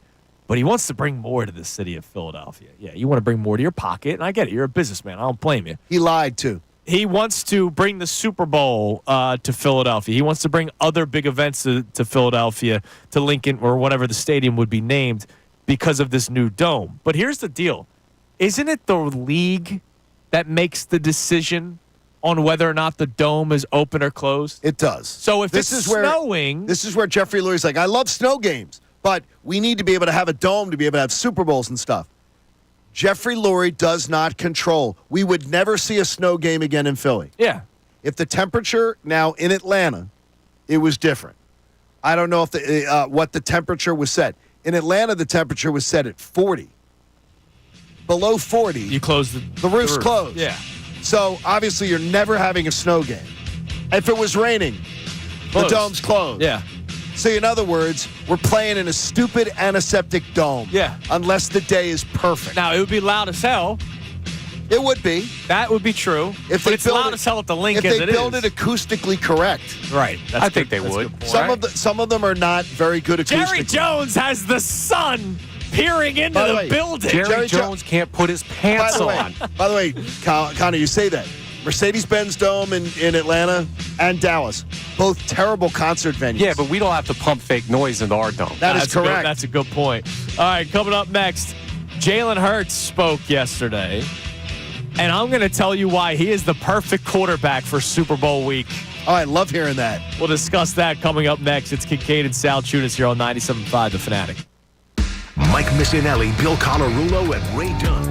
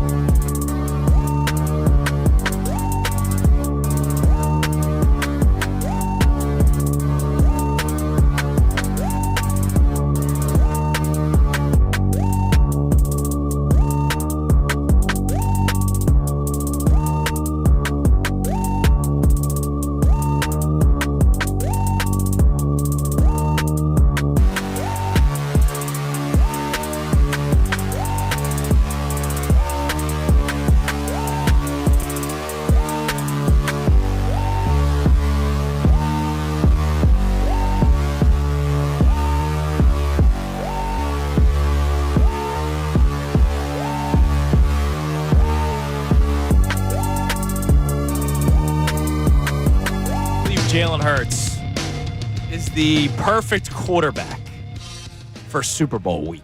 Okay, I love hearing that. And it's because he's a robot. Okay. I'm serious. Okay. So, and you say that with great fondness. Yeah, like I need people to, again, I feel like I have to do the disclaimer. I believe game manager is a pro opinion. So do I. I don't believe calling someone a game manager is disrespectful. There are people that take it as disrespect. I say it in a way that I appreciate a game manager because they win. Russell Wilson is a game manager. Obviously, Russell Wilson's on the tail end of his career. He's a Super Bowl champion, got back to another one, and if it wasn't for a dumb play call, he probably has 2 Super Bowls managing games. I'm pro game manager. Tom Brady was a game manager, except for his 500-yard game. He lost that one. Tom Brady, game manager. Game manager, in my opinion, is a positive term. But I also say that robot is a positive term. Is it great for our jobs? Absolutely not.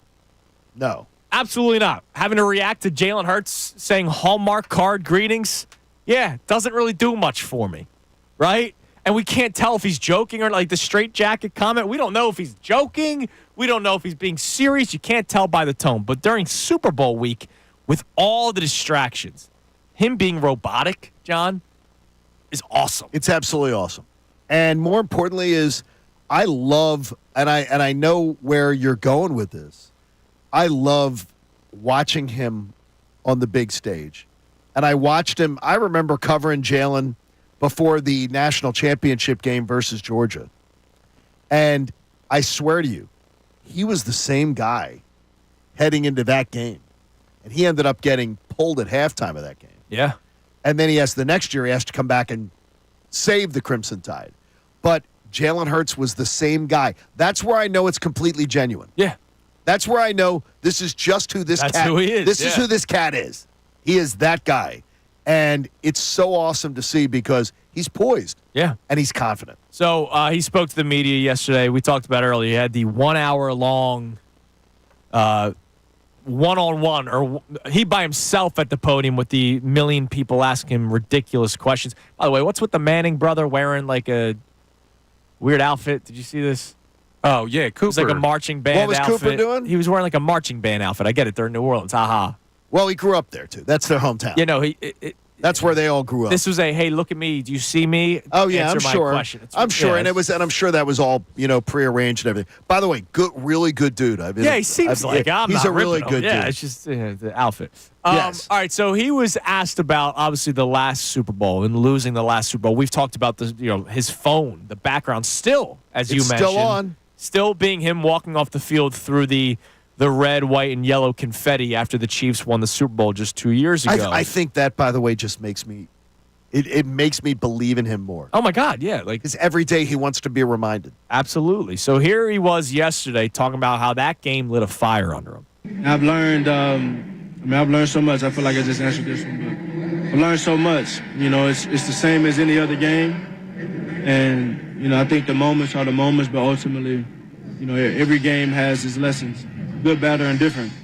So just being able to become wiser, grow and mature and take all these lessons in for the next season and the next games. It's had a great driving force. It lit a flame, lit a fire in me, and to have this opportunity again is exactly what you work for.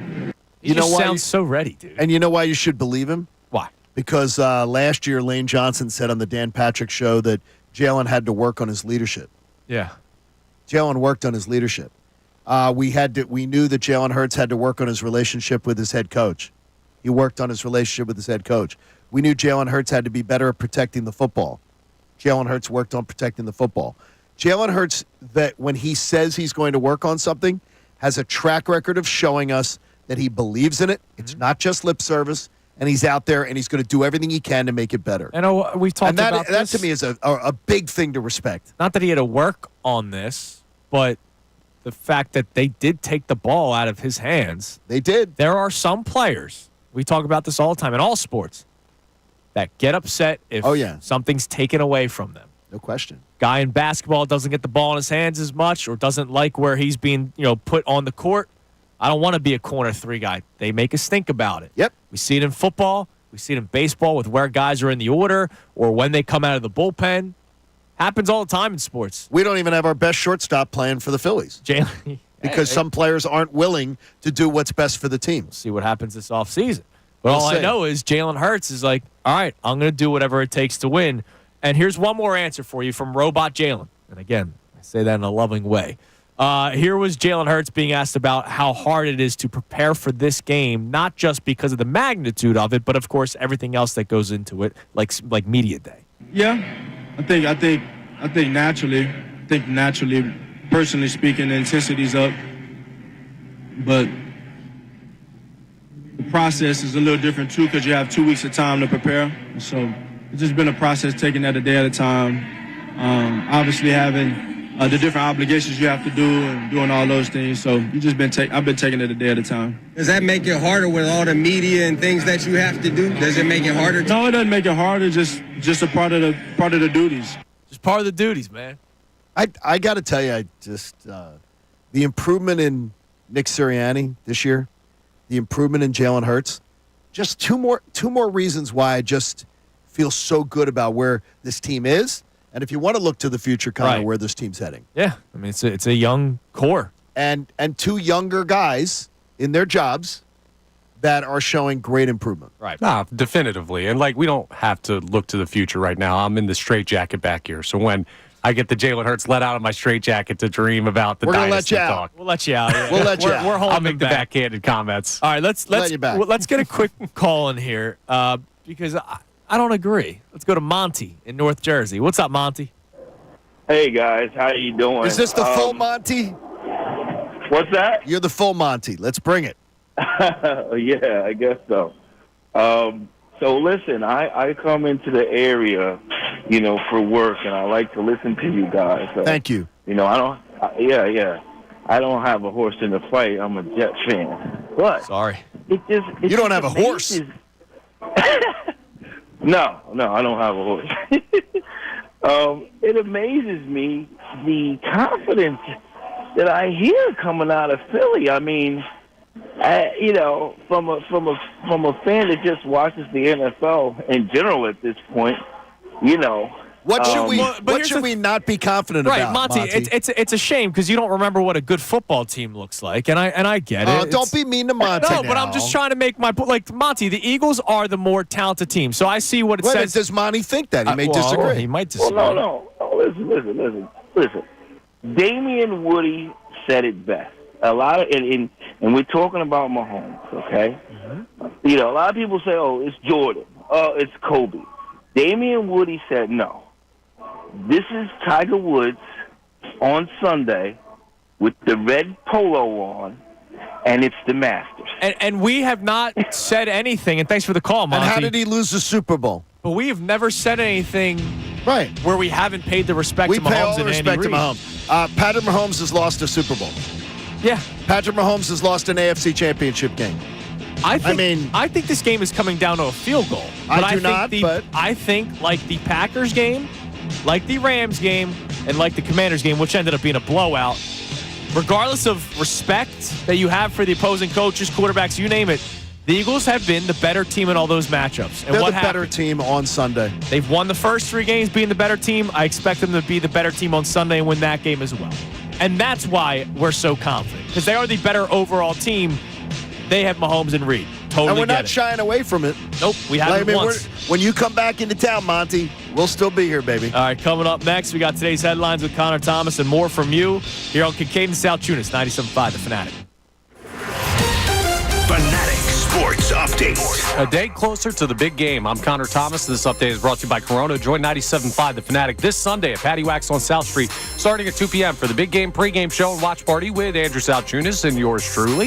Enjoy $5 Coronas, $5 Modelo drafts, and exclusive prizes. Don't miss out. Details at 975thefanatic.com. Please drink responsibly. We're a day closer to the big game as the Eagles have cleared through Super Bowl opening night.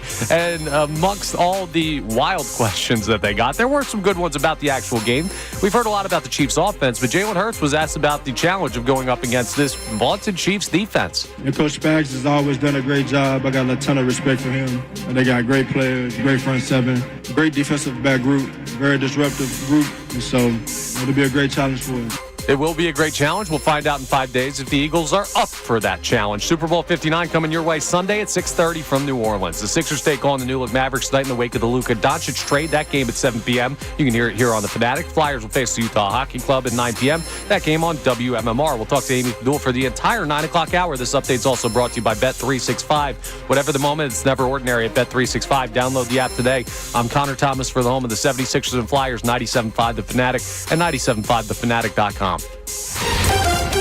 It's time for Birds playoff conversation. Why do you draft a quarterback to be a backup? Because they didn't have a backup. It killed them.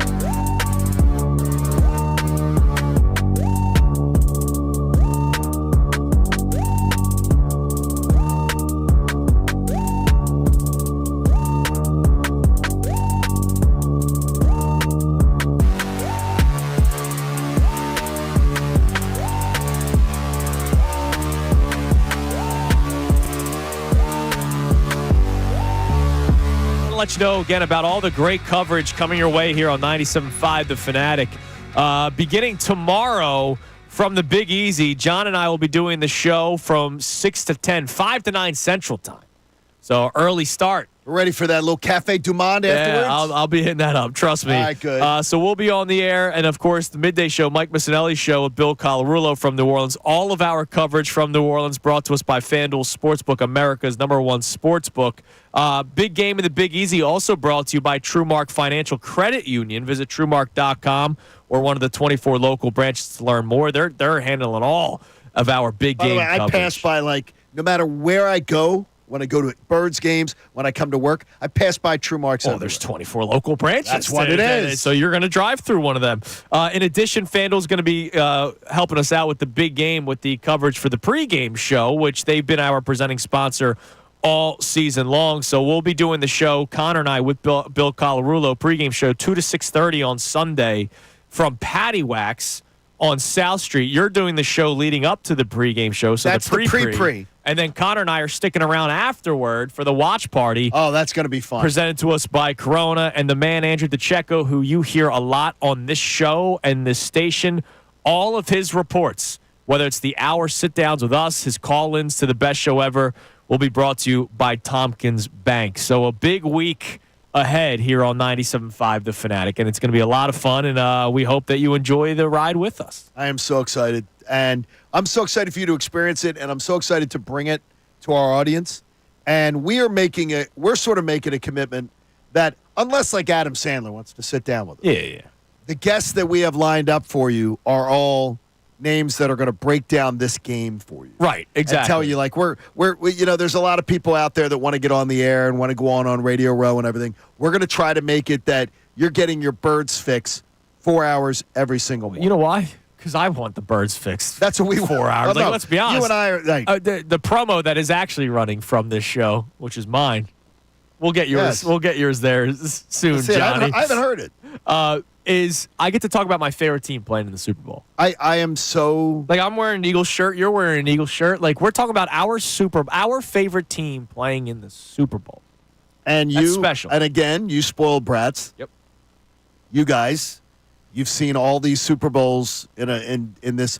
I'm so glad the second half of my life has been blessed to be a Birds fan. I think the first half, I'm going to tell you, freaking sucked. Here's the most spoiled group out of any Philadelphian right now. Okay, who you pointing at? If you're 20 years old, 21 years old, something like that. Yeah, but you don't remember. See, my daughter's 21. She doesn't remember the first one. Well, I'm talking about 7 years ago. She remembers. She was a seventh grader. Right. And they were in the Super Bowl. She was a freshman in college, and they were in the Super Bowl.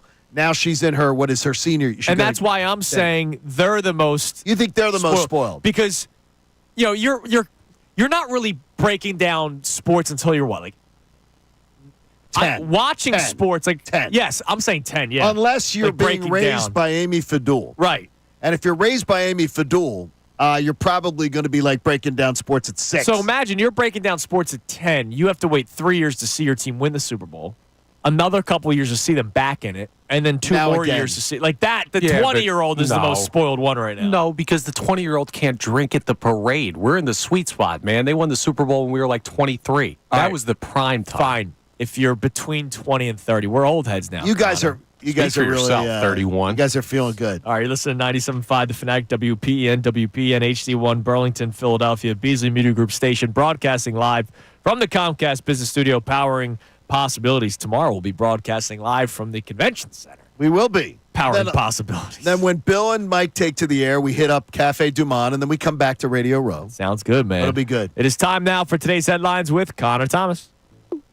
Today's headlines with Connor Thomas. What do we got? It's a beautiful thing we have this segment because I get to cover all the stupid things that were said at opening night that we're not going to give too much time during the regular show. That's the beauty of headlines, man. So let's start with this because I need your guys' ruling on this one. I'm sure you've seen it, but Saquon Barkley fielded an interesting question from a new NFL reporter that I didn't really recognize. I think his name is James something. No, Jameis Winston was asking questions, and he asked Saquon about where he should play next year. Hey, one more question, Saquon. One more question. In this free agency, man, I'm a free agent. I really don't got no job. Who should sign me in free agency? I think New York needs to go back right now. New York? Who? Okay, brother. Thank you. He said the New York Giants, I think they need a quarterback right now. Now, is that They a do. shot by Saquon, or No. is that just Saquon answering It the could be a question? shot that's fact. It's a fact they do need a quarterback. Like Daniel Jones is gone. DeVito, I can't imagine, has a contract. They're going to Drew Lock. They're going to miss out on the top two guys they have no shot to get. It's amazing. The top two guys they have no shot at. So the best they're going to get is the third option. So maybe you get a bridge. I can tell you this. He's a great locker room guy.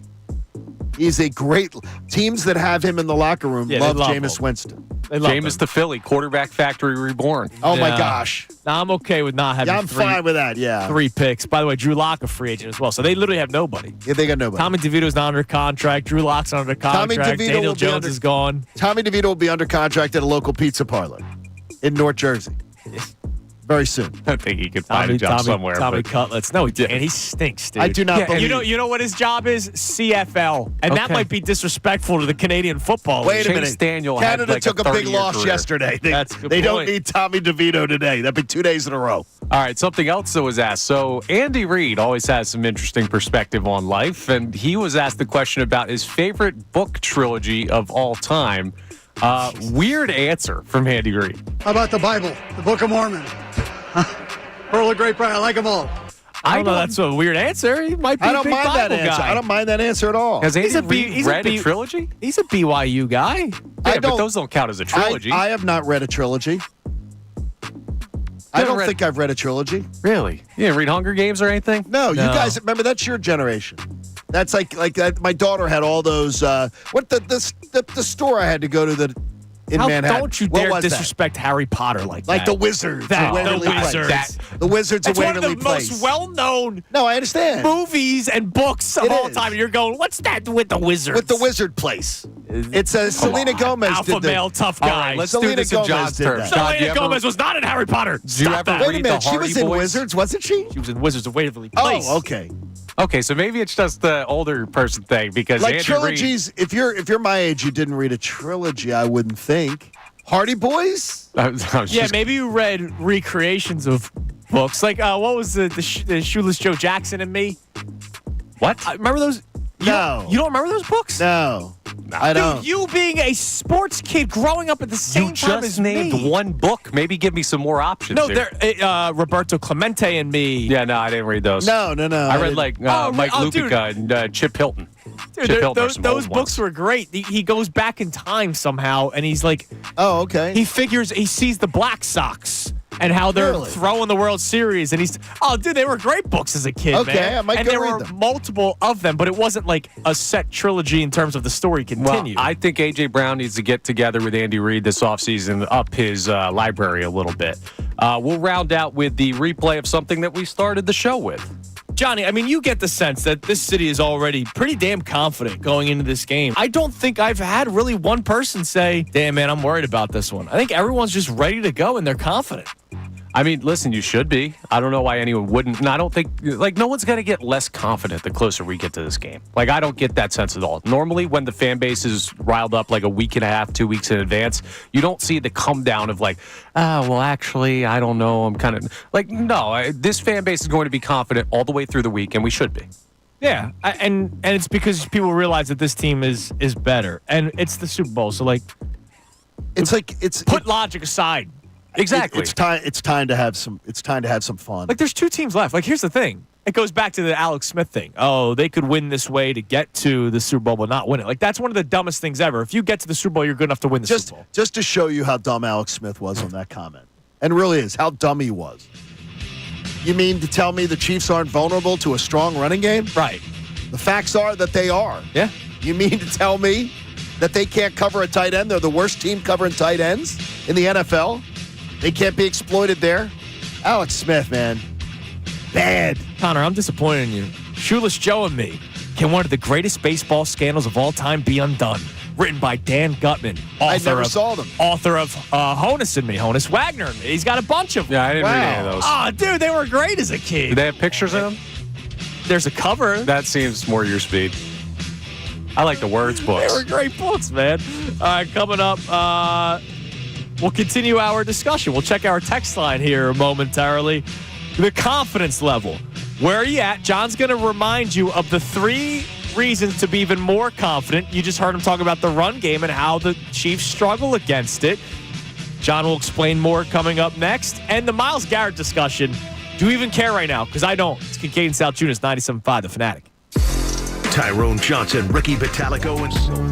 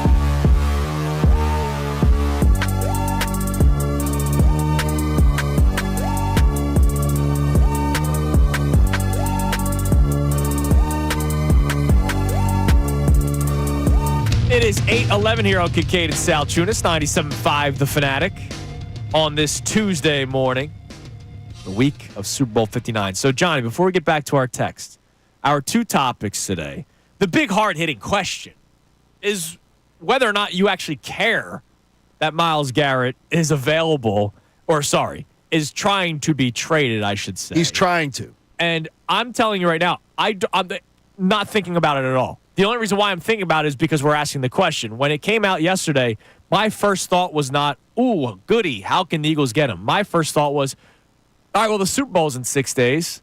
Like, that's where my brain went. But I understand there's a lot of people that were already doing the Photoshop jerseys. There was already people trying to convince themselves on how much they would give up in order to get Myles Garrett. So that's like the hard-hitting question.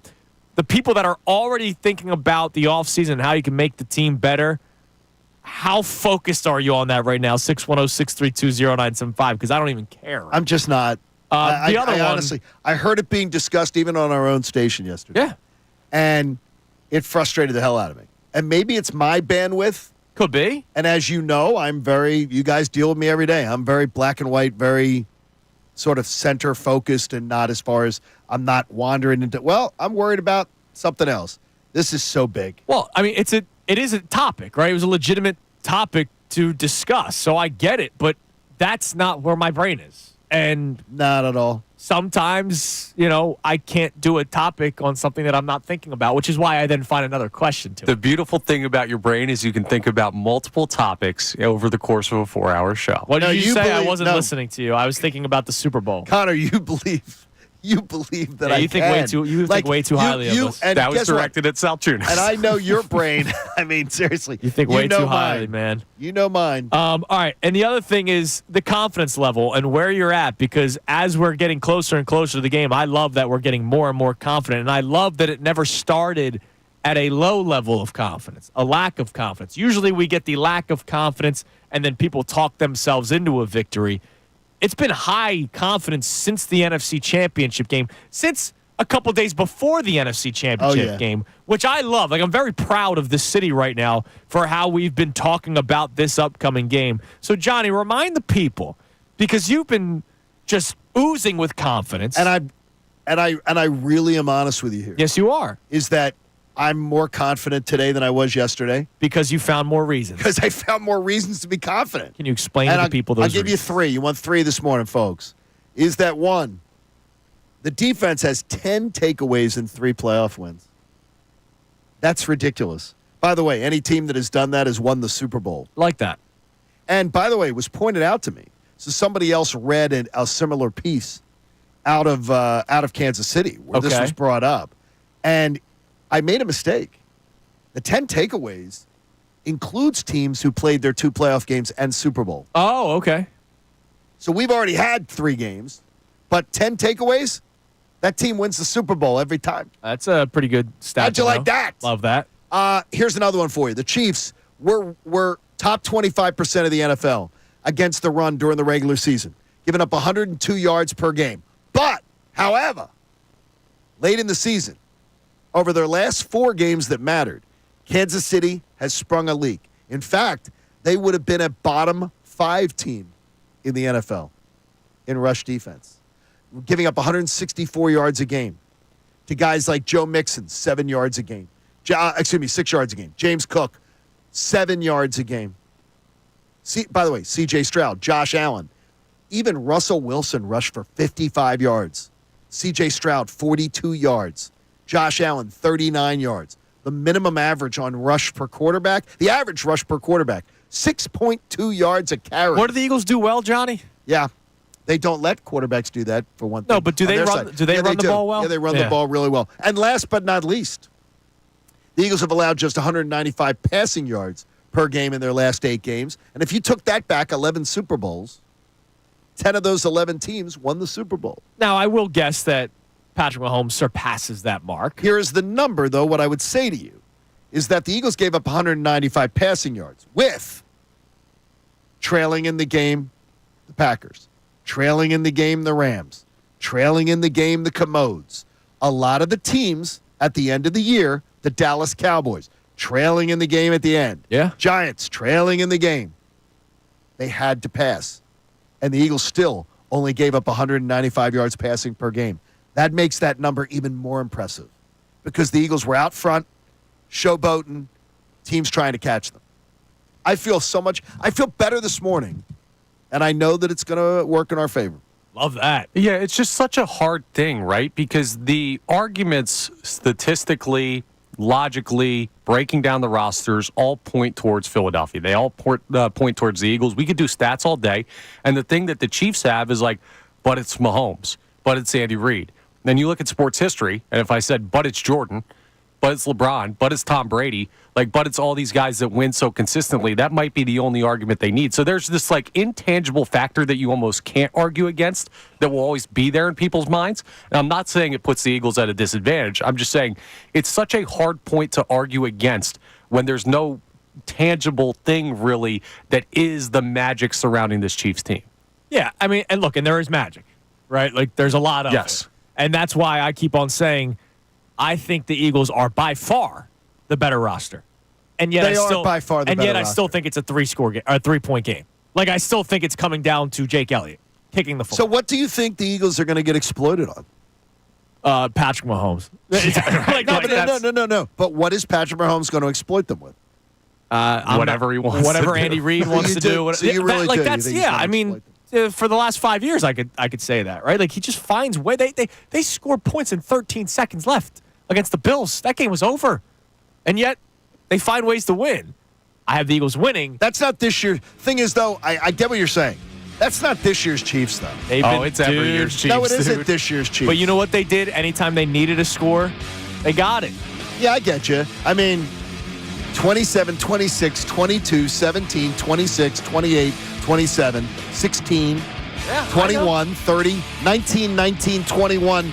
This isn't those Chiefs teams. I know. Offensively, they're not the same team. Still Patrick Mahomes, still Andy Reid. is. And they get all the respect. No, they can have all the respect in the world. But comparing them to Chiefs teams of the past, I think is an error. All right, coming up next, Howie Roseman lied to you yesterday.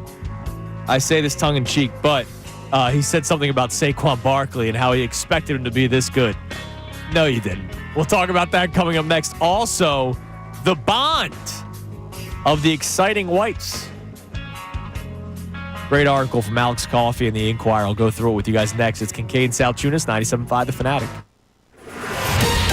Fanatic Sports Update. Settling in New Orleans. I'm Connor Thomas, and the Eagles are starting to settle in down in the Big Easy as they finished their first night of Super Bowl week, which was opening night. And there were a bunch of crazy questions from a lot of national media, but there were some good ones in there as well. There have been a lot of talk, and we were just talking about it, about Patrick Mahomes and the Chiefs offense, but Jalen Hurts talked about the challenge of facing their defense. And Coach Spags has always done a great job. I got a ton of respect for him. And they got great players, great front seven, great defensive back group, very disruptive group. And so it'll be a great challenge for us. Obviously, that hurdle makes media night look like just jump over a puddle. We're 5 days away from seeing if the Eagles can clear that hurdle and lock down their second Super Bowl in franchise history. Super Bowl 59 coming up on Sunday at 6:30 p.m. Sixers take on the New Look Mavericks tonight in the wake of the Luka Doncic trade.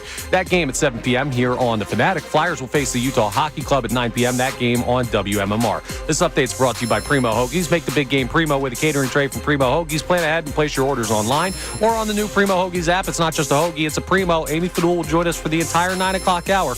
I'm Connor Thomas for the home of the 76ers and Flyers, 97.5 The Fanatic and 97.5thefanatic.com. 5 days until Philadelphia and Kansas City play the big game.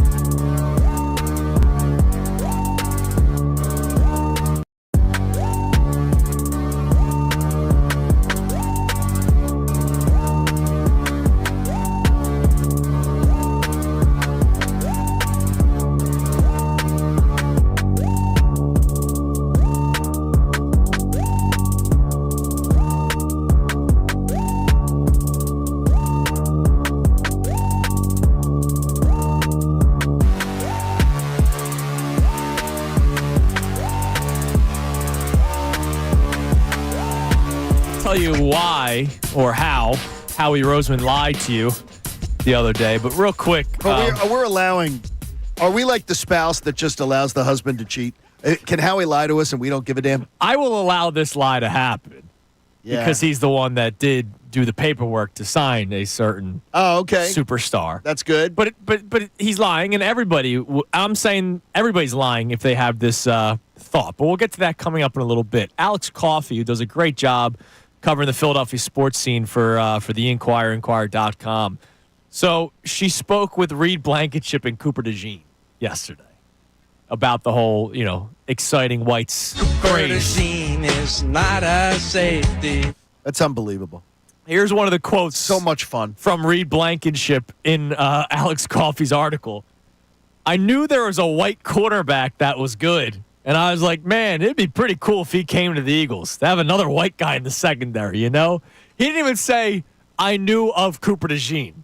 He said, I knew there was a white corner that was supposed to be pretty good, and it would be cool if he was on this team. Then he says this. Now, sorry for any of you who have the signatures. Apparently, they've been asked to sign Exciting Whites on that photo of the two of them wearing the Exciting Whites t-shirt hundreds of times. Like, that's if somebody sees the two of them, they say, hey, can you sign Exciting Whites? He admits that he has signed for both of them.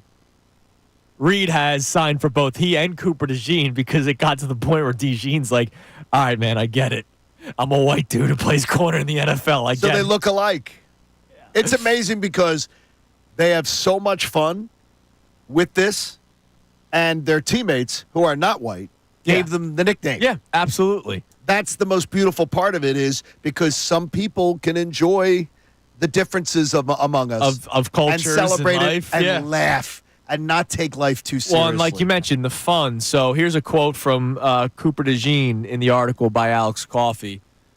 This is about Reed Blankenship. He was always checking in on me, talking bleep to me too. It always put a smile on my face. Just random stuff like that. It felt like we were best friends already when I first got here. He helped me open up. Because, you're a rookie. You're walking into a locker room.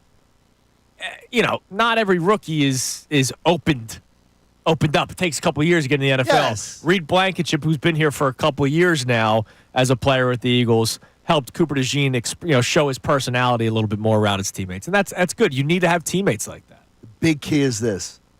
The youngsters from the veterans, the big-time veterans, have no problem with the youngsters having a voice and a personality. Yeah, you're right. I've covered teams where the veterans say, hey, youngsters, seen and not heard. You are seen and not heard. Right. And they do a good job of including everyone. This group really is awesome. And we've talked about this. I mean, again, credit to the Philadelphia Eagles organization, whether it's Nick or Jeffrey Lurie or Howie. I don't know who to give the immediate credit to. Or maybe it's just the players themselves. Fletcher Cox was not afraid that his replacements were here. Jason Kelsey was not afraid that multiple replacements were here. Forget Cam Jurgens. Landon Dickerson and Isaac Seumalo were both the next centers of the Philadelphia Eagles. And he's worked with all of them. And that is Darius Slay. How many articles have we read this year about how he and Quinyon Mitchell have become, tight? And Quinyon Mitchell was basically drafted. Obviously, you need two outside corners. But let's face it. Quinyon Mitchell is the corner of the future for the Eagles. And Darius Slay deserves credit for being a good veteran.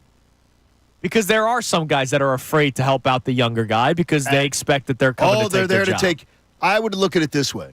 The most insecure people in any business are the ones who don't want to take the time to share their knowledge, coach up the next generation. Absolutely. That is the person who it screams to me, I'm afraid of someone taking my job. Yeah, absolutely. And they're not like that in this locker room. No, not at all. They seem like a looser bunch going to this Super Bowl to me. A little looser. I do think a lot of it is because they were just here 2 years ago. And the veterans that can say, hey, look, there's a lot going on. Like I mentioned Cooper DeJean. I said to you guys, I said this on Friday, so you weren't in. I don't blame anyone who does do the endorsement to make some extra cash. It's just I'm proud of somebody to turn it down. I brought up Nick Foles. I read his book after he won the Super Bowl, and I mentioned this on Friday when you were out. Nick Foles had a decent amount of money at this point, but this was before the Jags contract. So he didn't make that 4-year, $72 million contract yet. He turned down every endorsement opportunity the 2 weeks leading up to the Super Bowl because he wanted to focus on the game. I would say that he turned, and I don't know if you knew the one he turned down, which was really, I think, a good choice on his part.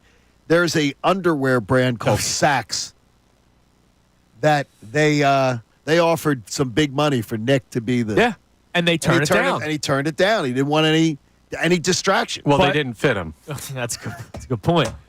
But the they point had to go back to the lab. But the point I'm trying to get at here, large in the back, extra large in the front, please. The point I'm trying to get at here, children, Cooper DeJean has a new watch coming out. Oh, yeah, really? So like, there are some guys that do jump on the opportunity, and I don't blame it. Cooper DeJean's on a rookie contract, right? Make that money, man. Like I get it, but it is really impressive. To your point, how focused and loose this team is. He has a right new now. watch coming out. It's like a one-of-one Cooper DeJean watch, but a Cooper DeJean watch. Yeah, with the plan for it to of all the things continue to grow. Of all the things that I would do that. Dude, people love him, man. Yeah, just make sure it says what time the game starts on Sunday. That's all we need to be focused on. That's. By the way, quick little story from yesterday. I'm giving a shout out to Captain Justin Domidio from the West Goshen Police Department. What up, Cap? I got one of my old hockey players. He's now one of the bigwigs in West Goshen. I get a letter in the mail yesterday from an attorney in Westchester, and he says, I know you recently were arrested for a DUI, and I want to be your attorney. What? I can help you. And this is sent to my home, sent to everything. They had the wrong person. But this attorney is sending out like unsolicited from Westchester, hey, Larry, cut it out. Larry's the name of the attorney. Cut it out. Yeah, please stop that. And he's like, you got a DUI, and I'm here to help you, and it can bankrupt you. So I'll be your attorney. Look, I'm calling Bill Colarulo or Mike Missanelli. And that's never happening with me, by the way. And I thank Justin gave me the heads up and just told me it wasn't. But I got an email, a letter to the house.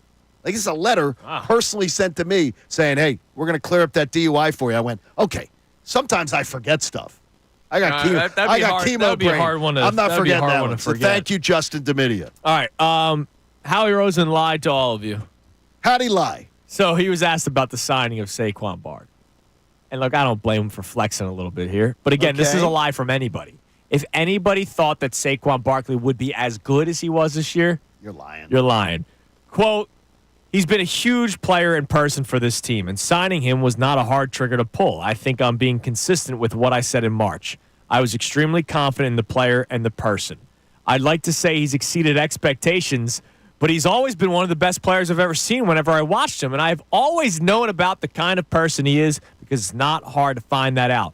So I'm really not surprised by any of this, and I don't say it in an arrogant way. It's based on who he is, nothing to do with me, because this is who he's always been, and I'm just glad everyone gets to see that. That's Howie Roseman, an article from Tim McManus. I love on how ESPN. he deflects the praise. I give him a lot of credit. But again, I expected this. Nobody expected this. And look, I applaud that. I'm saying this tongue-in-cheek. I'm joking around about Howie Roseman lying.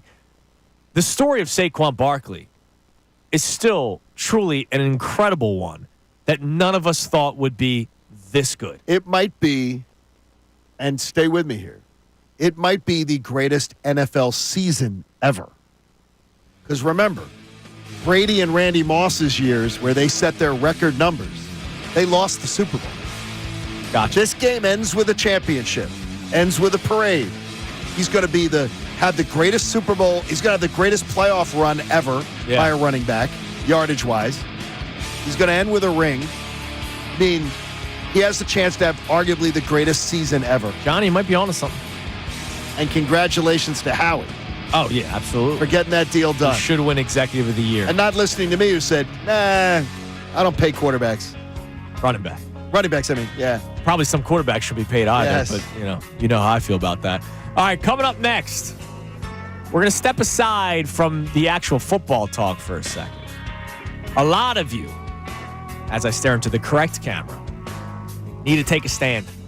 Take a stand? You can't side with a person over your team. And I'm talking to a lot of you out there. It's Kincade and Salciunas, 97.5 The Fanatic. A bird.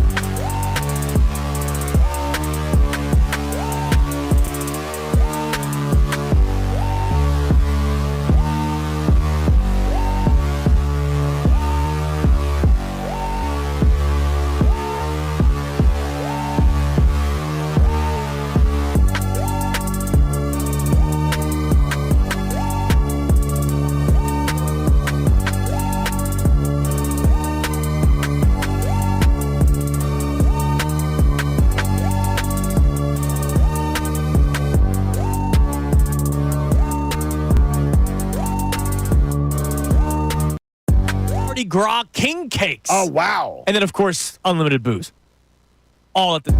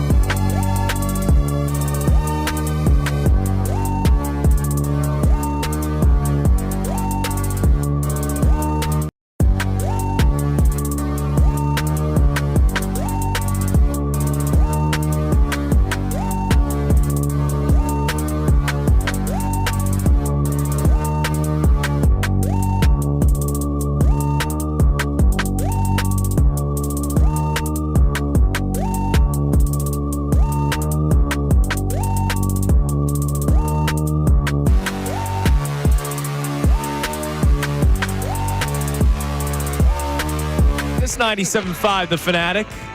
Let me remind you that tomorrow, John and I will begin doing shows from Radio Row in New Orleans, Mike Missanelli show as well.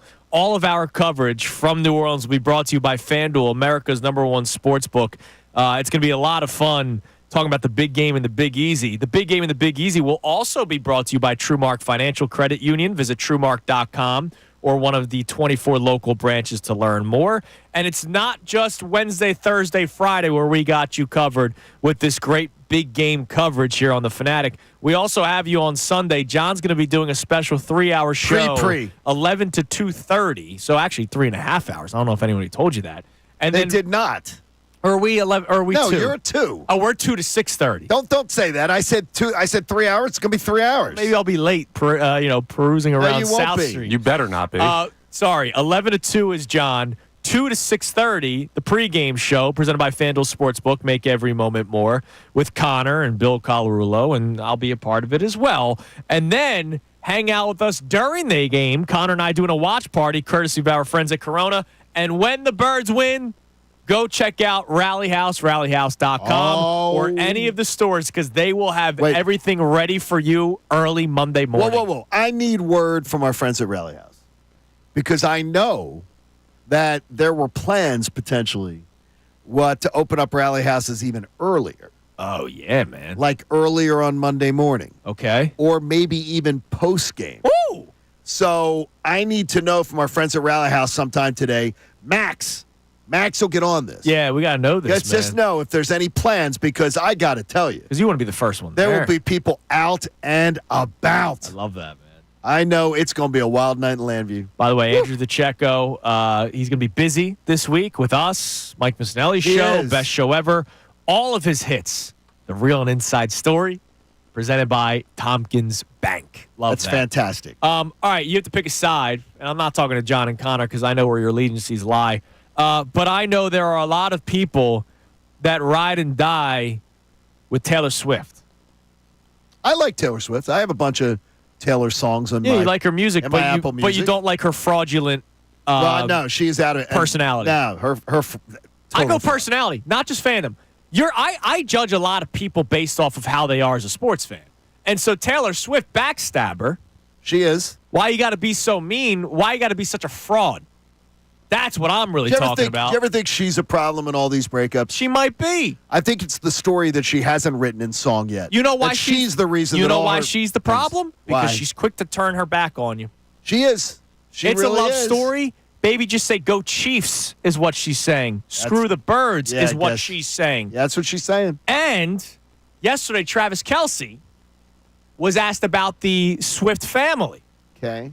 Because Taylor Swift, I enjoyed growing up watching the Phillies and Eagles and Flyers and Sixers with my papa. Yes. Papa Swift will be wearing Chiefs gear on Sunday. Okay, guess what? You are out. Dude, Done. Dude, you're out. Done. And you know what? I hope Taylor and Travis are happy forever. But we know that in these sort of Hollywood relationships, they end. They do. They often end. You ain't ever coming back. Nope. Stay on that side of the church. Bye. You are not invited back. You are not part of this family. This isn't a Week 12 game. This is the freaking Super Bowl. Oh, my gosh. That is incredible. Well, first off, I got to tell you this. Now, you have a son. Yes, I do. I have a daughter, 21. Yes, you do. I'll be damned. Whoever she ended up with. Connor asked me this morning. I don't care who she ended up with. If you think I'm changing my allegiances because of some guy who might become my son-in-law, and with my daughter's track record, if I'm Taylor's dad, it could, she changes like the wind. Seriously. How many life loves has she had? Just listen to her albums. I mean, to me, are you kidding me?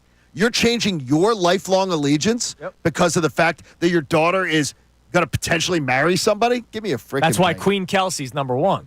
She is the queen. She didn't care if Jason Kelsey got traded anywhere. She'd still be rocking her Birds gear because she's an Eagles fan because she's a Philadelphian. And she said, I will never put on the other team's gear. Now, no matter where you work.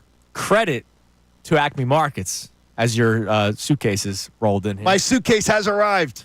So, my bellhop is here. Do I have to tip the bellhop? So, Jeff McDevitt who does a great job all over social media, a lot of great content. He posted a despicable photo yesterday. Okay. At an Acme in Havertown. Oh, yeah, and I know this Acme in Havertown. It's a cookie cake. It's right in Manoa Shopping Center. That has painted on with the icing, Go Taylor's boyfriend, number 87. Okay, that's freaking terrible. With red and yellow icing on the outskirts. We love our friends at Acme, but you know what?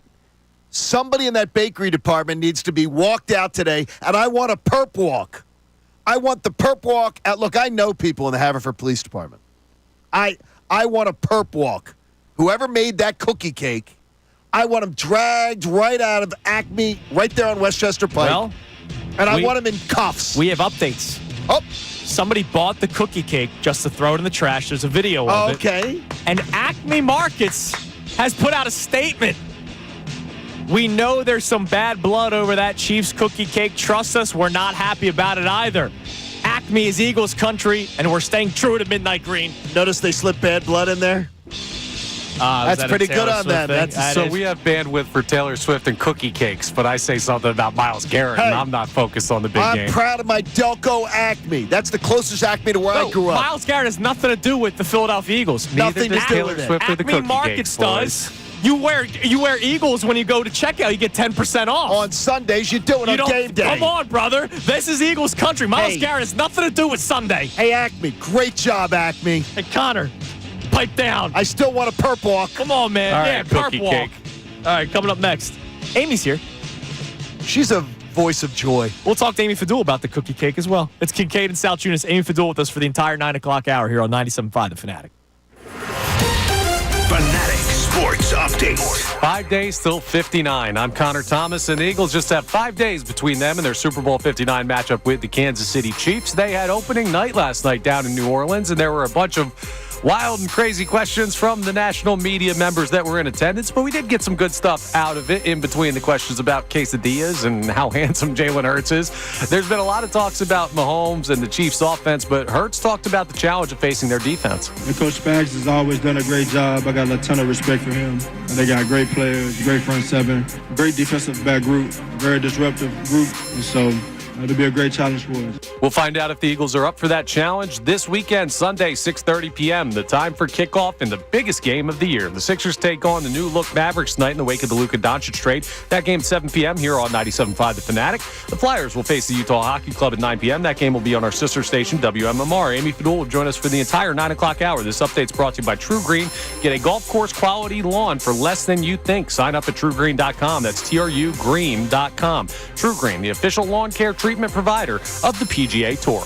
I'm Connor Thomas for the home of the 76ers and Flyers, 97.5 The Fanatic and 97.5thefanatic.com. What's up, everybody? It's Bill Colarulo from the Mike Missanelli Show, and we're going to have...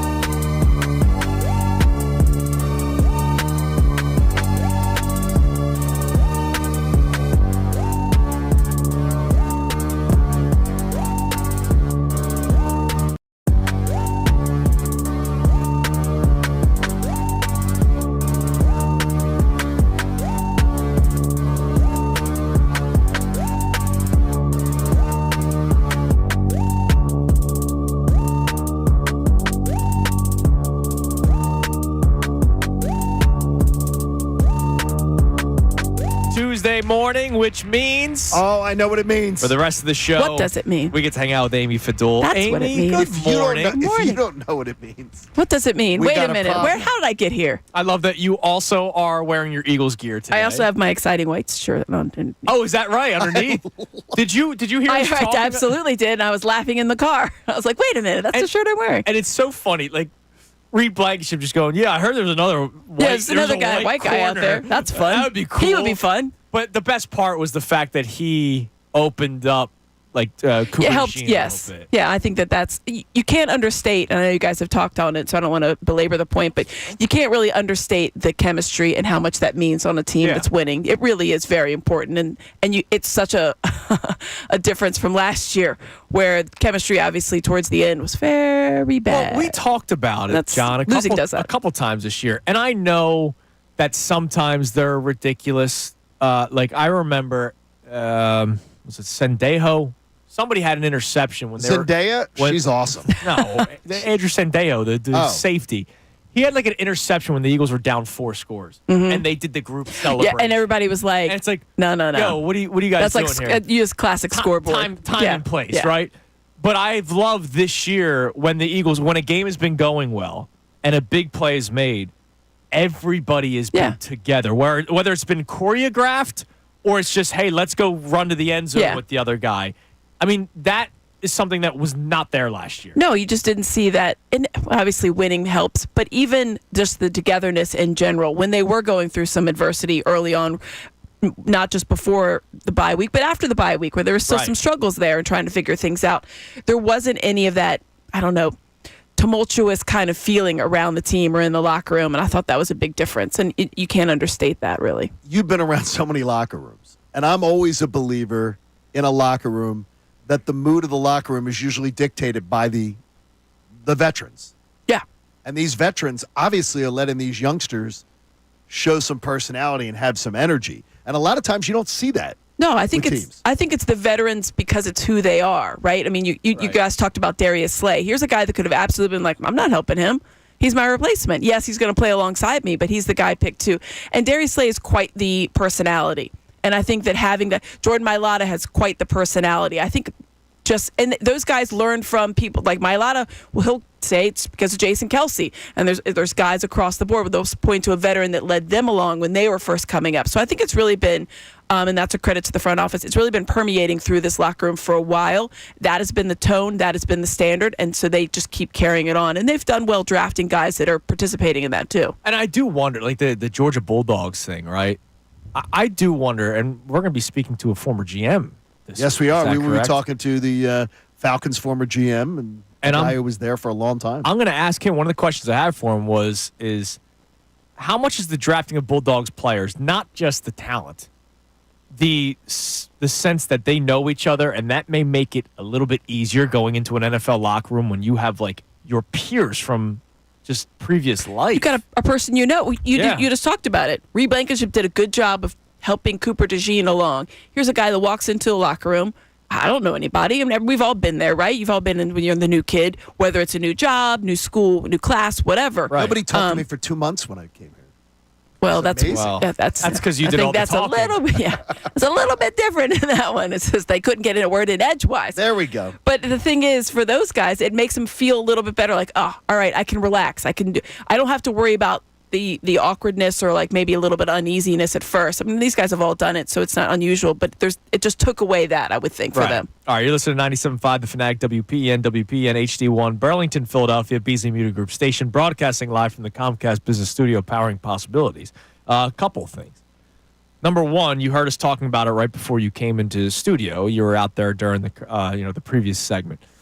The Swift family. Frauds. Total frauds. And I really hope the Eagles fans, there's some fans that, I like the Eagles, but then there's the people that love Taylor Swift. Yes. You better not jump ship on Sunday. And you chose your fighter earlier on. Yeah. You chose your fighter earlier. You knew the Eagles before I'm not going to fault the Swift family. That's fine for them. I do. No, I do. No. Have some backbone, Mr. Swift. I cannot wait for Connor to date a Cowboys fan. Taylor's Connor would never do it. Sure he would. Taylor's dad. Yeah, see, he's already hedging. He's already hedging. You know where my head's going. Taylor's dad already his whole life roots for the Eagles. Have some backbone. And because his daughter, Well, who, by, level, the way, like- who, by the way, changes men like underwear. Okay, that's unfair. She does, no, it's not. It's I would public. hope she changes her underwear a little bit more than Well, 2 years. exactly. Yeah, it's that's true. true. It's a little The bit more idea than is that now he's going to change his allegiances Sure. for Maybe it wasn't that big of an potential son- allegiance before. Then guess what? He's a fraud. Then even bigger. Okay. He had allegiance. He was at the World Series 08. Oh yeah. Daughter singing the Went to national game. anthem. Because she was- Beautiful, man. with Amy. I'm sure she was wearing a Phillies hat that day. Okay. I'm sure John Brazier gave Mr. Swift a Phillies cap. I guarantee. Well, did he not already own one if he was such a big fan? I think John Brazier probably got should a new ask for it one. back. So they're not the biggest Philadelphia sports fans. It's okay. Frauds. Oh, Frauds. for the love of Have some Pete. backbone. frauds. Have some backbone. You guys are all dead to me. Total frauds. The other thing I wanted to bring up, I just saw this from John Clark on NBC Sports. Who is that But guy? NBC Sports Philadelphia. It was Dave Zangaro got the video of it. A storyline that I'm not thinking about at all because he's not going to play. Are you guys thinking about the Wentz stuff at all? No. No, and I didn't like his answer. It was What one of didn't those you like, you're there? Oh, yeah. Yeah. Yeah, that's how I like. Yeah. I Oh, know yeah. he's the backup. I did not think that people would be running to Carson Wentz You didn't? to interview him. I Yeah. really don't. It was interesting because it was like it was one of the first narratives I saw. Like, oh, Carson Wentz, against Jalen Hurts, and I'm like, what? No. If I'm the Chiefs, something's gone horribly wrong. Yeah, Carson Wentz will be watching Yes. Jalen Hurts. Fun, and just like the watching rest of Patrick us. Mahomes. That's right. fun. But it's not a storyline that I'm No. intrigued by. And What answer didn't you like? yeah, though? which one? I didn't like his answer about. Hey, I think he could have gone on a little more about how it ended in Philadelphia Oh, you just didn't like the length of and it. taken his part. Taking a moment to say he made it sort of sound like he got. He said it. He said he wished it ended it differently. Yeah. Well, I think that's fair. Explain why. Well, Because it was him. I get it, but do you think He was never same wants after to injury. talk about that right now? I think Yeah, that- but yeah. he could say, yeah, there's some things I wish could have went differently from my end. He could. I think you could have made Yeah. that person. chose I not don't know. to, and I Yeah. understand that choice. but Yeah. is he going to do that? The Super Bowl week, right, like Ben Simmons now is like glowing about like, oh, Philadelphia fans are great, Took but a like, couple years. yeah, but like the last like 6 months and even the first 6 months he left, he was like, We no, were Satan. Yeah. I So, don't. yeah, I don't know. I'm not surprised by I just that. think it's weird we're even talking about him. I did find it interesting. Can't stand it. He was asked if he'd be back for the 10-year anniversary of the Super Bowl. And guys, he led them to a 13-win regular He was 11. season. He was 11-1. Right. 11-2. I would applaud him if he came back. So would I. I think history will look much kinder upon him. He doesn't think he'll. He said he hasn't made the decision. Well, remember, we aren't Oh. his kind of people, I know. which was his backhanded slap on the way out the door when he got to Indy. He was amongst his kind of people. Yeah, Midwest kid. Yeah, his kind of people. He wasn't even a Midwest kid. He's a West kid. That's true. It's unbelievable. All right, one more thing. These random notes. And I now hold a this grudge, one, Amy. I can tell. I hold a grudge. I'm watching my back. This one I just saw. Anthony DeBona, who does stuff for the Philadelphia Sporting News, I believe it is. Philadelphia Sports Network. My Okay. apologies. He tweeted a video that the Eagles took of Jeff Stout All right. about the move of Mekhi Becton to right guard. He credits Nick Sirianni for making that decision. Apparently, it was Nick Sirianni's idea to have Becton go to right guard. I promise you this. Jeff Stoutland from covering from years in the SEC. I'd believe him 100% if he says it.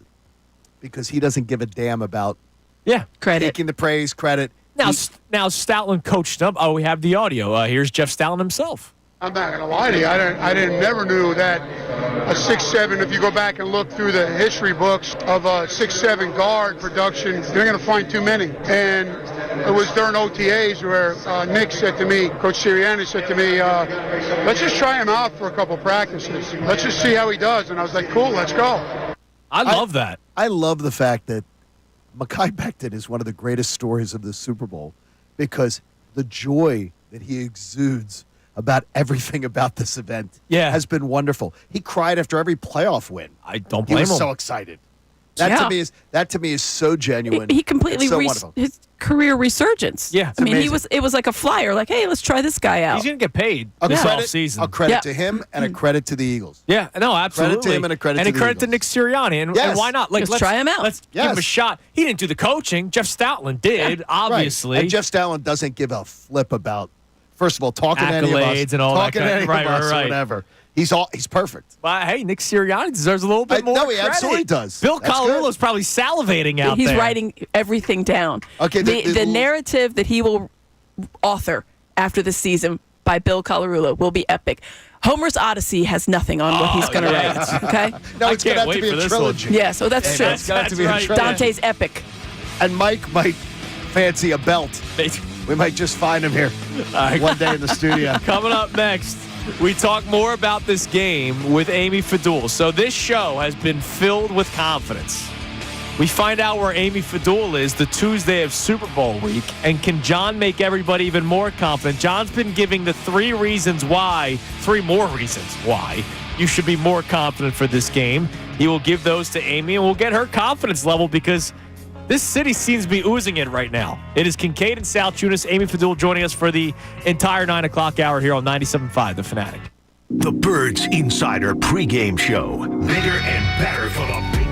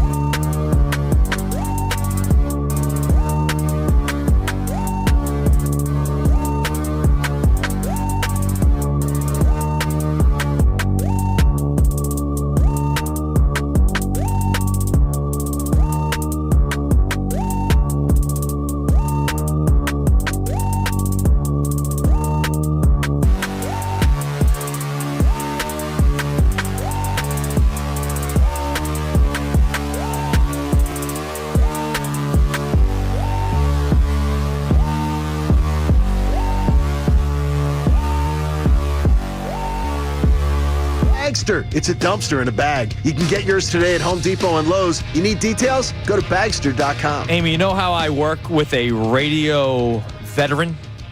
Sure. Yes. Connor. You know of him. Yeah, Connor. Right. Yes. Good, yeah. 5 full years. You know how every once in a while That is a veteran. you get to you go to the World Series. Yes. Right? Mm-hmm. And you have the young phenom pitcher, but sometimes you turn to the vet in game one. Jamie Moyer. Yes. Not in game one, but not in game one. But sometimes you turn to him. It's like, you know what? Let's save the rookie who's having a rookie of the year like season for game two. Let's let the vet go out there, give us the 1-0 lead. John Kincade, veteran move here for Radio 16 Row. Radio Rows. This is Sweet 16. Sweet 16. What do you have in front of you? This is where you draw the difference. You've been at these things, and you know how everybody wants to get like the big name to come by Radio or somebody Row to is spend a time zoo. with. So you know how sometimes you do it? Bribery. Correct. I could honestly get a position in city government with the bribery.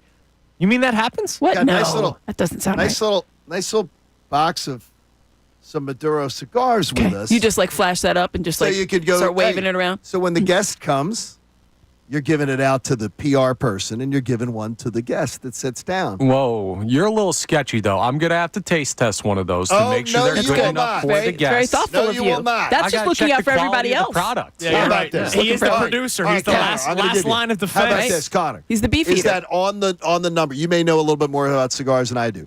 Around $17.99 a cigar. Okay. Not a bad cigar. Not a bad cigar. Not a Price bad ain't cigar. everything, though. But I you gotta know feel what, the though? taste. It brings the, let's put it this way. The milkshake brings the boys to the yard. Let's just say. That is Amy, where's your confidence? That level? is the one you want to go with? I cannot believe I just heard that. What year What's is it? your confidence I level love on the game, Amy? I love watching Amy. Can you say No, we're gonna redirect. This is why we bring you in. There we Except to go. move on. Yeah. That is wow. I feel confident. That's I another heard- exciting white over there. Is it? Is white. it though? Too yeah. white. That's maybe like on the lower down the shelf of the exciting white section at the wine. Hospital white. The box white. Yes. Box white. So it is funny listening to you guys talk, and I'm so hesitant to be like I'm excited. Like I don't know that I can say the words that I'm confident, because I am confident, but I'm like so nervous about it. You I'm don't so want to not. say it, You know but what I mean? Feel it. I so feel tell it. the people what you're I feeling. feel confident. I feel really good. It started before the NFC title game. I thought they were going to win that game. I didn't think they were going to blow them out, but I didn't think they were score 55 points, which is a record in the NFC title game. Also 55 points record for a Super Bowl, if anybody's scoring at home. So I feel really good. And I know, and you're exactly right, the intangible is a huge intangible. Do you want to guess what Patrick Mahomes' record is in the postseason? 15-3. 17-3. Wow. Oh, that's pretty close. Wow. As a 85% starter, good. he's what? He started. 85% good. He's been a starter for 7 seasons there. Yes. And he's gone to the Super Bowl how many times? He's never lost before 5, the right? championship This is 5? round. Yeah, I it's think just- is the It's stat. absurd. So that's that's the only hesitation. But it's not a hesitation of like, oh, I think they're going to lose. It's just a hesitation of like, All right. they're going to have to really earn it, Okay, going to see. which is fine. Amy will be on your TVs right after the game, correct? I'll be on the TVs right before the game. Right before the After the game, I am not sure, but it's Okay. already been purchased, as I told you guys last Yep, week. You got- good. So it's already ready, and there may be more of them. Got a little, There may just be more than one. but what I would suggest is if we put a microphone on you at the end of Super Bowl 59 and we're getting ready for the party to break out in this city, Yes. what is the first thing you're talking about the victory? What Saquon is it? Barkley. Yeah. I'm talking about Saquon Barkley. So you're thinking it's Saquon Barkley? I do. And you brought it up, John, earlier in the show in the 8 o'clock hour. One of the greatest seasons. The first thing I thought of was TD. Amazing. That was probably the single greatest running back season. In 98, he hit the 2,000 yards, and obviously he went on to win the Super Bowl. And he had an incredible streak of when they went back-to-back Super Bowls of like 7 consecutive games where he would hit over 100 yards in the postseason. He only had like one that he didn't get to 100 games or 100 yards, and he got 91. So that's the air. And there's people out that don't know TD, and that's disappointing for them because it was a magical season in 98 for them. And 97 too. Another Georgia Bulldog. Another Georgia Bulldog. Didn't start out there. Weird. No, yes. but still, exactly. But he is a Georgia Bulldog. So John's got 3 more reasons why Give it to people us. should be Okay, so confident. I'm giving it to you here, is that the Chiefs, who were 8th in the NFL all season long on rush defense. That sounds really, really Pretty good. But the last 4 games that mattered, I'm not counting that Denver game when they rested all their starters. They're now giving up 164 yards a game, which would put them over a 4-game stretch, which would put them in the bottom 5 of the NFL in rushing yards allowed per game. They let Joe Mixon, James Cook run all over them. Mm-hmm. They let quarterbacks run all over them. They let Russell Wilson get 55 yards on design runs and scrambles. Josh Allen assembling a 4-yard average. He was the least. C.J. Stroud averaged 7 yards a carry rushing against Kansas City. They don't cover quarterbacks well that are mobile, that run the ball. It's bad. Their defense has 10 takeaways and 3 playoff wins. That is a Super Bowl guaranteed. You're going to win the Super Bowl. You get 10 takeaways in 3 postseason wins. How about this? You've won the Super Bowl. And more importantly, too, over their last 8 games, the Eagles have allowed just 195 passing yards average per game. 10 of the last 11 Super Bowls, if you go back, that would give you a record of 10-1. There are so many things that point to the fact that the Birds are walking into this game the better team. And I believe they are the better team. And I just asked people yesterday, Amy, if they would just replace think with believe. I think it would change everything for them. I think the Eagles are going to win. Now, I believe the Eagles are going to win. I mean, that's generally a good practice, I think, for life for a lot of Philadelphia fans, just of every sport. It's going to be harder to do than actually to say. But, yeah, I like it. I think that you should feel good. Your team's on a roll. They're doing well. Every aspect that you had questions about have been answered. Did you have questions about Jalen Hurts? All right. How did he look in the NFC title game? I think we're all good there. You knew Saquon Barkley wasn't a question. Was there questions on defense? Maybe. I doubt it. But they weren't. They silenced them. So I feel like there's just not as many questions that you had. You can kind of tick all the boxes off. I'm not saying you should walk in and think they're going to roll over the Chiefs. No. But I think they're going to win. There is one question remaining, and I told John, I closed my eyes, and I'll ask you this question next, Amy. John and I talked about this last week. If you close your eyes and you think about Super Bowl 52, one of the first things you remember is this strip sack from Brandon Graham. Yes. What's the moment that we will close our eyes and we can see? And I told John, it's Jake getting carried off the field. Oh, my gosh. I think it comes down to a Jake Elliott field goal. That's actually like the amount of Tums that I will need to consume if that happens. And I laid it all out to him. Andy's going to have one timeout left. He's going to ice Jake. And so that whole timeout, we're going to be sitting there. There's no way Andy only has one timeout left. He has his full complement. That's a good point. You're right. He has at least a timeout. Yeah. Are they tied? I don't know if they're tied or if they're trailing, I will vomit. But it's for the win. I will vomit. It's for the win. Why would you even think about that being a thing? Because I close my eyes and that's what I envision. Because he envision something hates better. himself. Yes. You deserve more than that. We deserve more Amy's than that. on to something here. He's like, yep. You're on to something. That's right. All right, coming up next, we'll go through a bunch of clips that we've played earlier today, get Amy's reaction from conspiracy theories to our robotic quarterback, and I say that with love. And also, what does Amy, when she closes her eyes, what does she see on Super Bowl Sunday? Glad you get made specific about that. Just in general. Just in general. Yeah, that's all she does is think about sports. It's Kincade and Salciunas. Amy here for the rest of the show here on 97.5 The Fanatic.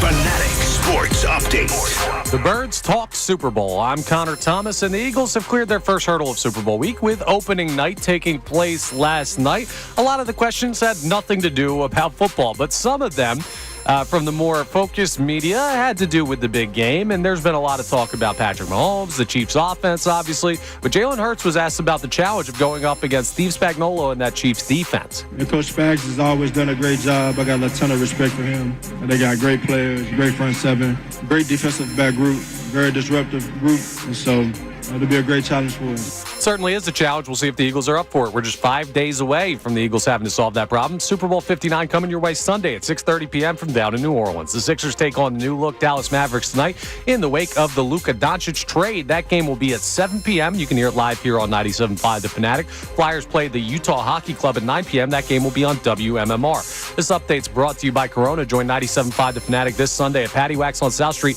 starting at 2 p.m. for the big game pregame show and watch party with Andrew Salciunas and me, Connor Thomas. Enjoy $5 Coronas, $5 Modelo drafts, and exclusive prizes. Don't miss out. Details at 975thefanatic.com. Please drink responsibly.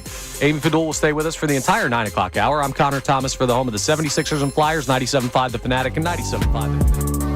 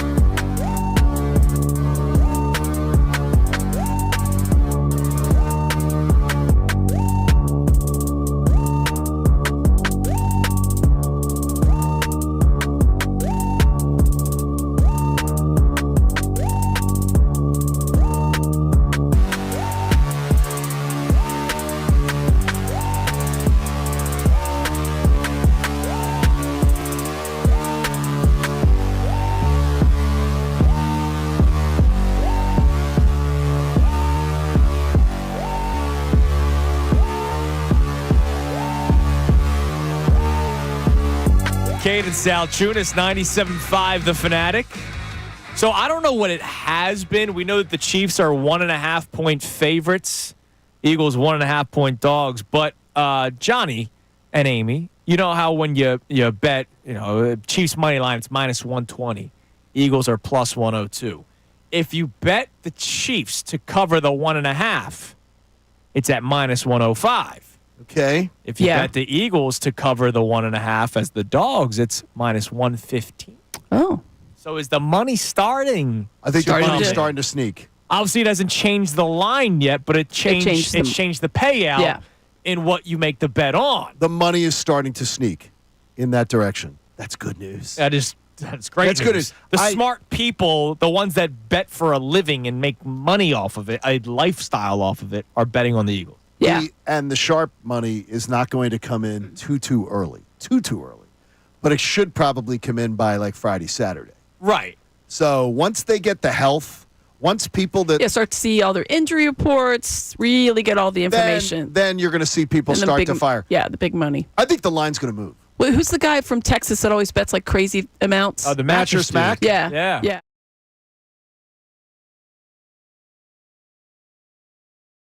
Eagles, in the direction of the Eagles. My guess it'll be like a half point by game day. Yeah, I can see that. There's going to be money that moves. I think it'll be like one before like tomorrow. Oh, it could happen. The Eagles should be considered the factor, which is a big one. It is. That is making the Chiefs the favorite right now.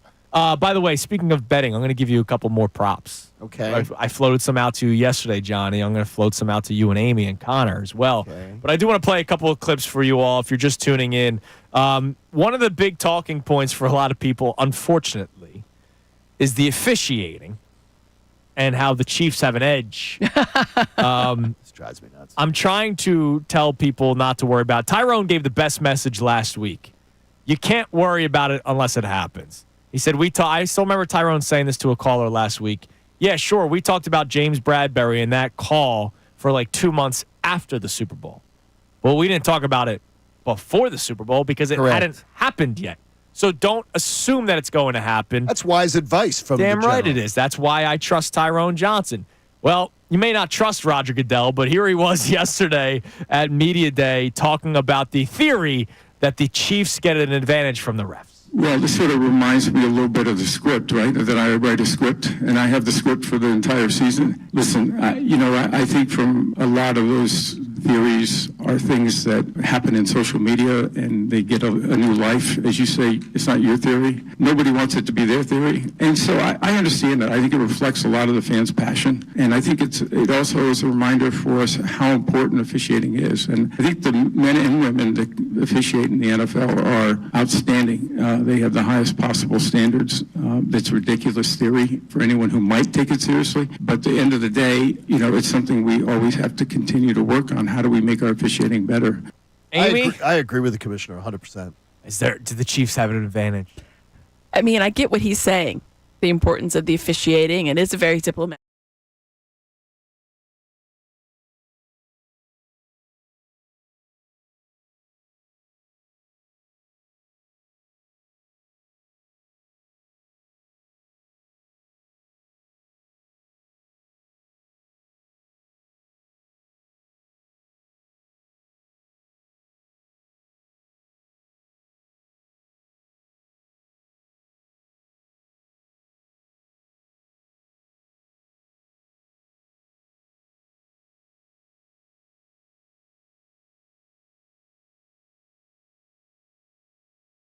It would. And that's they looked out for Saquon Barkley in the NFC title game. I thought the 15-yard roughing on Saquon Barkley was a bit could easily have gone either way. Could have. A lot of former football players were saying that was a bad call. I think it was a bad call and it went in our favor. Yeah, but Hurts gets concussed against Washington. They don't even think to go call. to the Yeah, no, I got you. I feel like you see that more often. Right, you see these guys and it's just like, oh, and the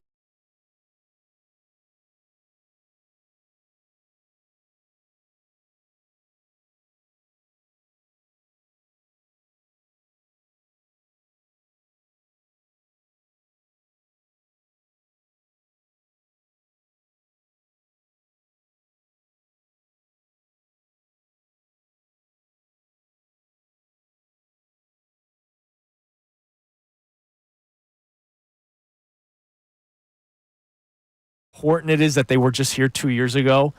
Amy, you know how crazy Radio Row is and media. We call it media night. It's media week. Yeah. Right? Until what? Maybe Friday? No, after Wednesday, they can go into the bunker. But the Eagles or Chiefs have media availability on Thursday. Yeah, but it's more limited than but what it is. Yeah, it's the not point the I'm trying to make free-for-all is like it's not like they're It's done. nothing like They this. didn't end last night. There's more today. There's still a There's little more more to be done. tomorrow. There's more the next day. Here was Lane Johnson on the NFL Network yesterday talking about how maybe this time they could be a little bit more focused. Yeah, I mean, you go back and look at it, there were some plays that we definitely like to have back. But I credit Kansas City for, what they've established and how they've been here consistently for the past 5 out of 6 years. So, I think this year maybe we can be more focused, possibly as a group, and that's really it. And that's not just media. Think about the opening kickoff, the flashing of the lights, even though nobody does that anymore because it's phones. Does it still flash like that? There's a ton of Your flashes. video might be still Yeah, but there's on. a ton of flashes still, though. Okay. But when you go, the national anthem being longer and all that kind of stuff. Like, there's a lot of distractions, not just in the game. That's why teams practice the longer halftime. Sure. They longer practice halftime, it, longer right. warm-ups, longer everything. But it's good that they've had the experience from just 2 years ago. Yeah, I think that can't be undersold. And you heard Lane Johnson talking about, obviously, the Chiefs have the same experience. They were literally just there twice in a row, and they've been there a lot. But and they talked about it before they left, the guys in that locker room, like how important it is just to try to keep your distractions to a minimum. Like, you're going to be excited. You're going to want to have your family there, and that's all well and good. But really kind of dig a little bit deeper inside yourself and make sure you stay as focused as possible. Enjoy it, but at the same time, like, don't get carried away. And I think having the leaders in the locker room and those guys, and they've set the tone all season. This isn't, and it goes back, and I think, honestly, and I never thought I would say this, the way last season ended helped them carry over and knew what they needed to do and how to be in that locker room this year. And so I think that, yes, having the guys been there, so it does help a Cooper DeJean or a Quinyon Mitchell that's never been there before, or hell, even a Saquon Barkley, who's never been there before.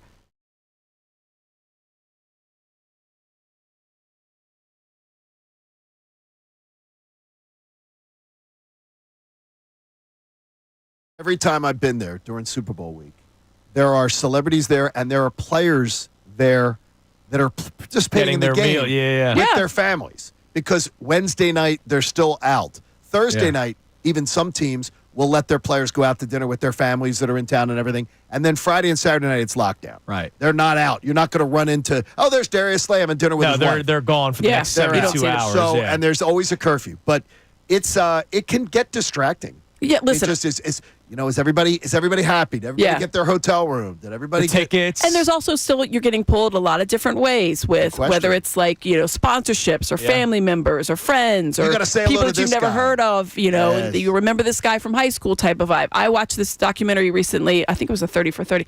It was on the Bills and all the losing that they had endured. They talked about the 91. They didn't have a curfew for the first couple of days there and how the guys really just ate it up and really partied and they went crazy. And obviously that came down to kick, but it was interesting to look at the difference and how much one thing they said they all remembered to a T was that Whitney Houston sang the national anthem. That was like the most important thing to them. But that's like where their heads were at. Yeah. Greatest anthem I ever heard. That's what they all said. And I'm going to tell you, too, Dick Vermeil kept his players in lockdown all of Super Bowl week. I know that story. And the Raiders were out partying. In New Orleans, right? Yes. Yeah. All right, coming up next, a couple of things. I have a prop. I want you, all three of you, how many passing yards does Jalen Hurts have on Sunday? Think about it. Well, Keep it on your head. We're going to hear from Brendan Gunn, right? Brendan Gunn simulated the Super Bowl playing it on Xbox. How many times did he simulate it? I think it's one and done. He does one and done. Do you know what happened last week? Yes, I do. I heard. Let's see how close it is this time. Brendan Gunn gives us the exact prediction of the Super Bowl and, of course, the key three as well here on 97.5 The Fanatic. Now, a Birds Insider update on 97.5 The Fanatic and 97.5thefanatic.com. I'm Connor Thomas, and the Eagles are continuing to prepare for Super Bowl 59. The week has gotten started. Opening night was last night, which is that.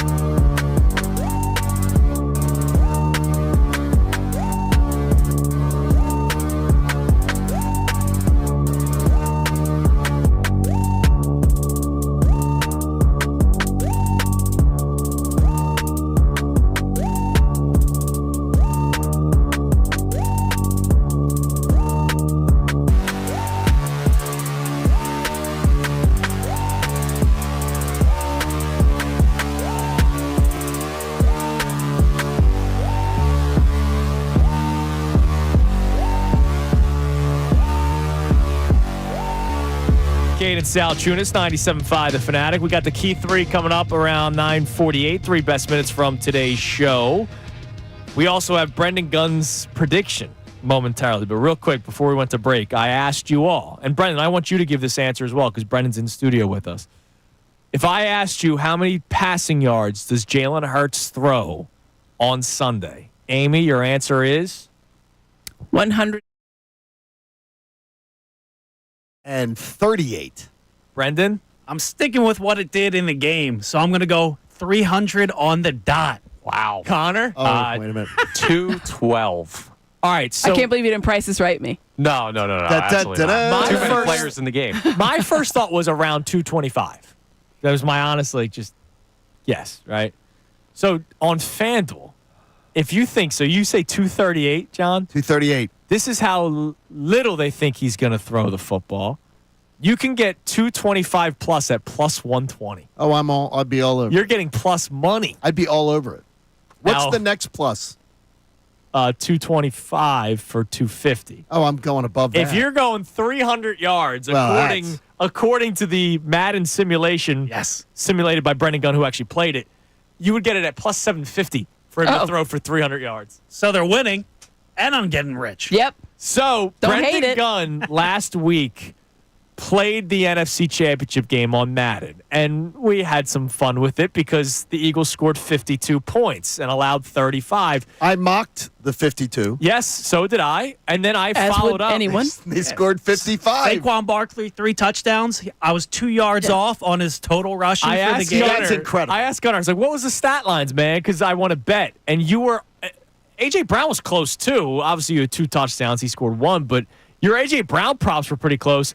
Devontae Smith, not so much, but he basically had the Dallas Goedert stat line. And I get it. You're looking at your outside receivers. I the whole understand. time. Yeah. So, Brendan Gunn, what is the final score of the Super Bowl between the Eagles and Chiefs? It's a barn burner. I'll tell you that. It's a little bit high scoring. Not that high scoring. I think it's more realistic this time, but accordingly, it was realistic last time.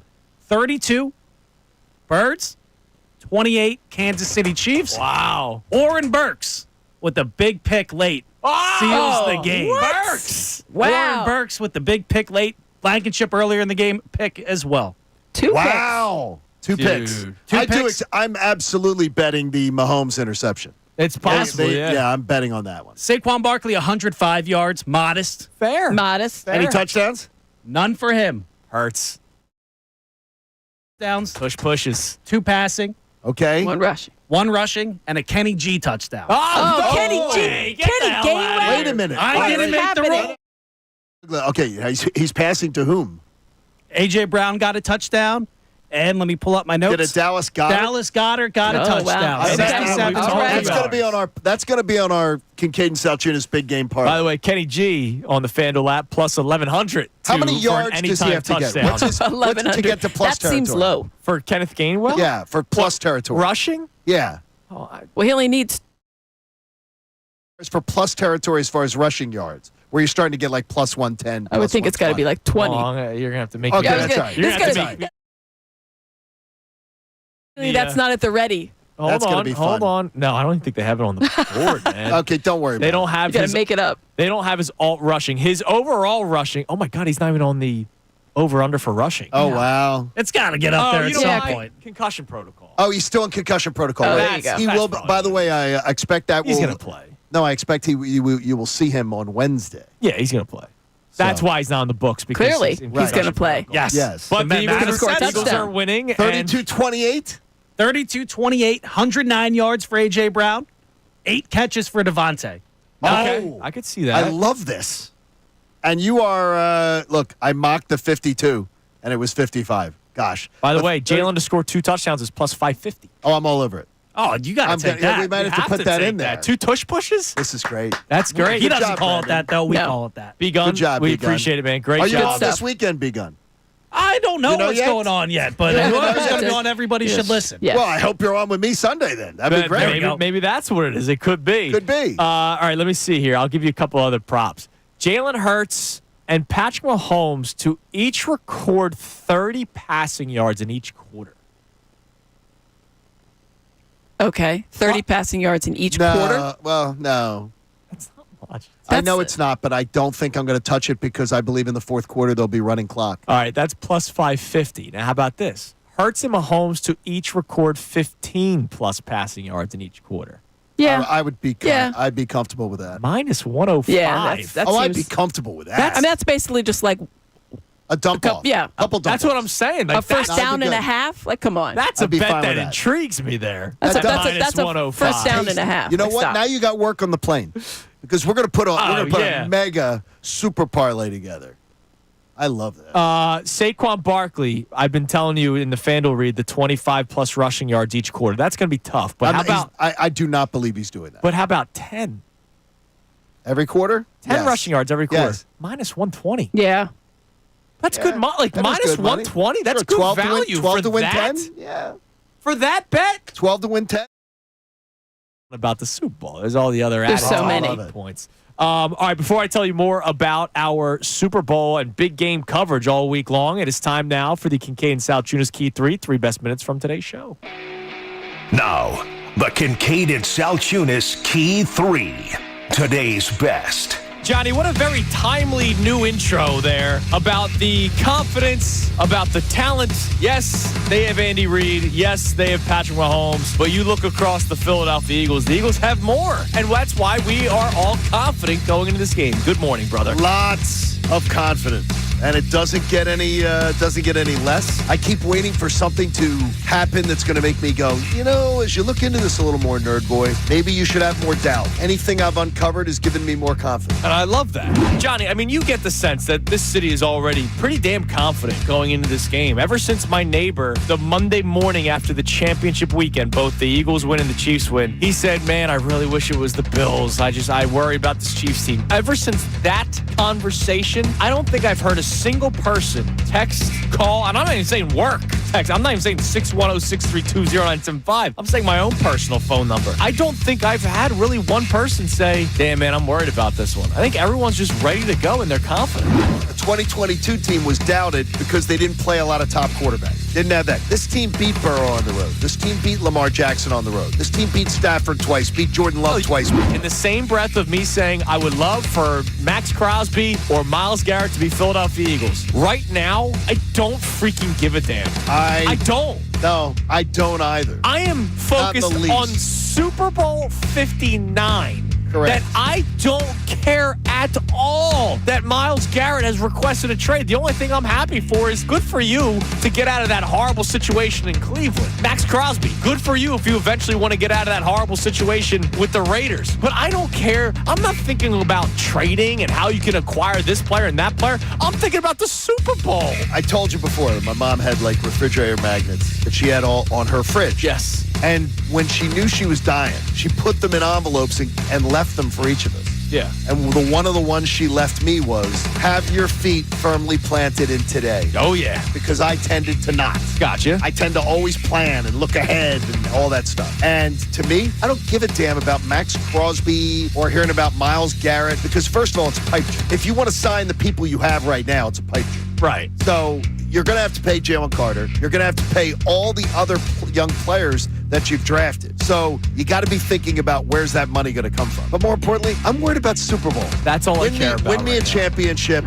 A running game and defense can win a Super Bowl, and it's been proven over and over and over again. Yeah, absolutely. That the better defense beats the better offense, and I actually think the Eagles have the better offense in the game. But I'm going to give Patrick Mahomes always the benefit of the doubt that he's a freaking wizard out there. Right. But running game and defense has been the formula that has won more Super Bowls than any other.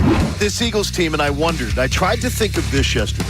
What did the 2024 team do that the 2022 team didn't? Because I know you guys can turn back the clock a couple of years. Going into that Super Bowl, the confidence, even though they were favorites, was certainly not this high. No. And I don't know if it's just the fact that they were at a Super Bowl a few years ago, and we saw them go toe-to-toe with the Chiefs, and they lost a game that, honestly, they should have won. Yes. Self-inflicted wounds cost them. I don't know if it's that, but I tried to look yesterday and figure out what is it that the 2024 team did that the 2022 team didn't to give us this great confidence. I think it's better across the board. Like, yeah, they had 70 sacks versus the 40-some that the Eagles had this year, but the secondary played really well that year. year, you feel a lot better about this one because of the youth, and you don't think that the legs are going to fall off at some point. The offense, even though it's been a different style of play, has been very consistent on the ground, which has been a method that no team has been able to stop. All right, that is the Kincade and Salciunas key. Three best minutes from today's show. All right, so, Amy, you're Yes, the best. sir. Thank you as always. Thanks for We're having going to me. still talk to you, but I have to do some important, Very important things here. John and I are flying out after the show down to New Orleans. We are. And we will be doing Radio Row Wednesday, Thursday, Friday, as will the Mike Missanelli show. Mike and Bill Colarulo, they will be flying down after their show today. And all of the coverage is going to be presented to you by FanDuel, America's #1 sports book. And, of course, FanDuel is also the presenting sponsor of our pregame show, which takes place this Sunday beginning at 2 o'clock. Me, Bill, and Connor, 2 to 6:30. So 2 to kickoff. We'll be doing that show from Patty Wax on South Street. And then Connor and I are sticking around to do a watch party. That is presented to you by Corona. And when the Birds win, go to Rally House, either online, rallyhouse.com, or, of course, you can go to any of the locations. Speaking of locations, we have more presenting sponsors of our big game coverage. We love that. TrueMark Financial Credit Union. Visit TrueMark.com or one of the 24 local branches to learn more. And Andrew DeCecco is going to be very, very busy this week. Andrew DeCecco, all of his hits brought to you by Tompkins Bank. So thank you to all of our great sponsors that are a part of the ride here. So I figured I'd throw that out. That is so great, and we appreciate all the old, new, supporting sponsors of the station. We love having you aboard. It's going to be a fantastic ride. Damn right. It's going to be a lot of fun. You guys leave it in a couple hours? Yeah, Yes. 110. 110. Now, Aim, does she give us a final number today? Are you ready for it? Yeah, are you going to give your prediction? You have to. Okay. Sure. What do we got? 35 Eagles, 28 Chiefs. Oh, jeez. Why didn't you say 32 to 28? Because that's what I don't. That I don't. That is the fact. I need to. That is fact. I need a little bit more breathing room than what Madden gave me. Okay, will 35-28 be agita to the end, or is it going to be? Or is it going to be like they're? Will they be up 2 scores at any time? No. Oh, jeez. Oh man. Listen, I we can't. We're not allowed to have nice things. Do you think we're going to have some kind of easy street? That sounds Stop. like a DNA thing. It's going to be. It's gonna be yeah, that happened yesterday. I saw you never it. did that in headlines. You said you were going to use it in the show. I never said that. Yes, you did. It's a correct answer. I swear to God, I did. You told me we're using it in the show. Save it. Don't use it in headlines. Jalen Hurts is handsome. There's your headline. All right, there's your headline. All right. Apparently it's DNA. Hey, Johnny? support life-saving cancer research. Join my friends Pierce Phelps Bryant, heating and air conditioning contractors. Make a donation today to the AACR, the American Association for Cancer Research. You can do it at 975thefanatic.com/AACR because cancer research saves lives. Maybe a $59 donation would bring some good luck for That's Super a Bowl good 59. point. Amy, Just saying. we'll be celebrating next week. I can't wait. Amy, we're going to wake you up Monday morning on the phone. Okay, so just know when the victory happens. Sure. You can call me that night. Okay, we're going to wake you up. That sounds I'll good. be up when you guys are up. We'll Let's Wake do you it. up before you go. We'll make that happen. Mike Missanelli show coming your way next. Johnny, we're going to fly down now. And we're going to have a good time. And Talk to you remember, tomorrow morning from New Quiet Orleans. John on a plane. You're going to be in heaven. Oh, that's a first.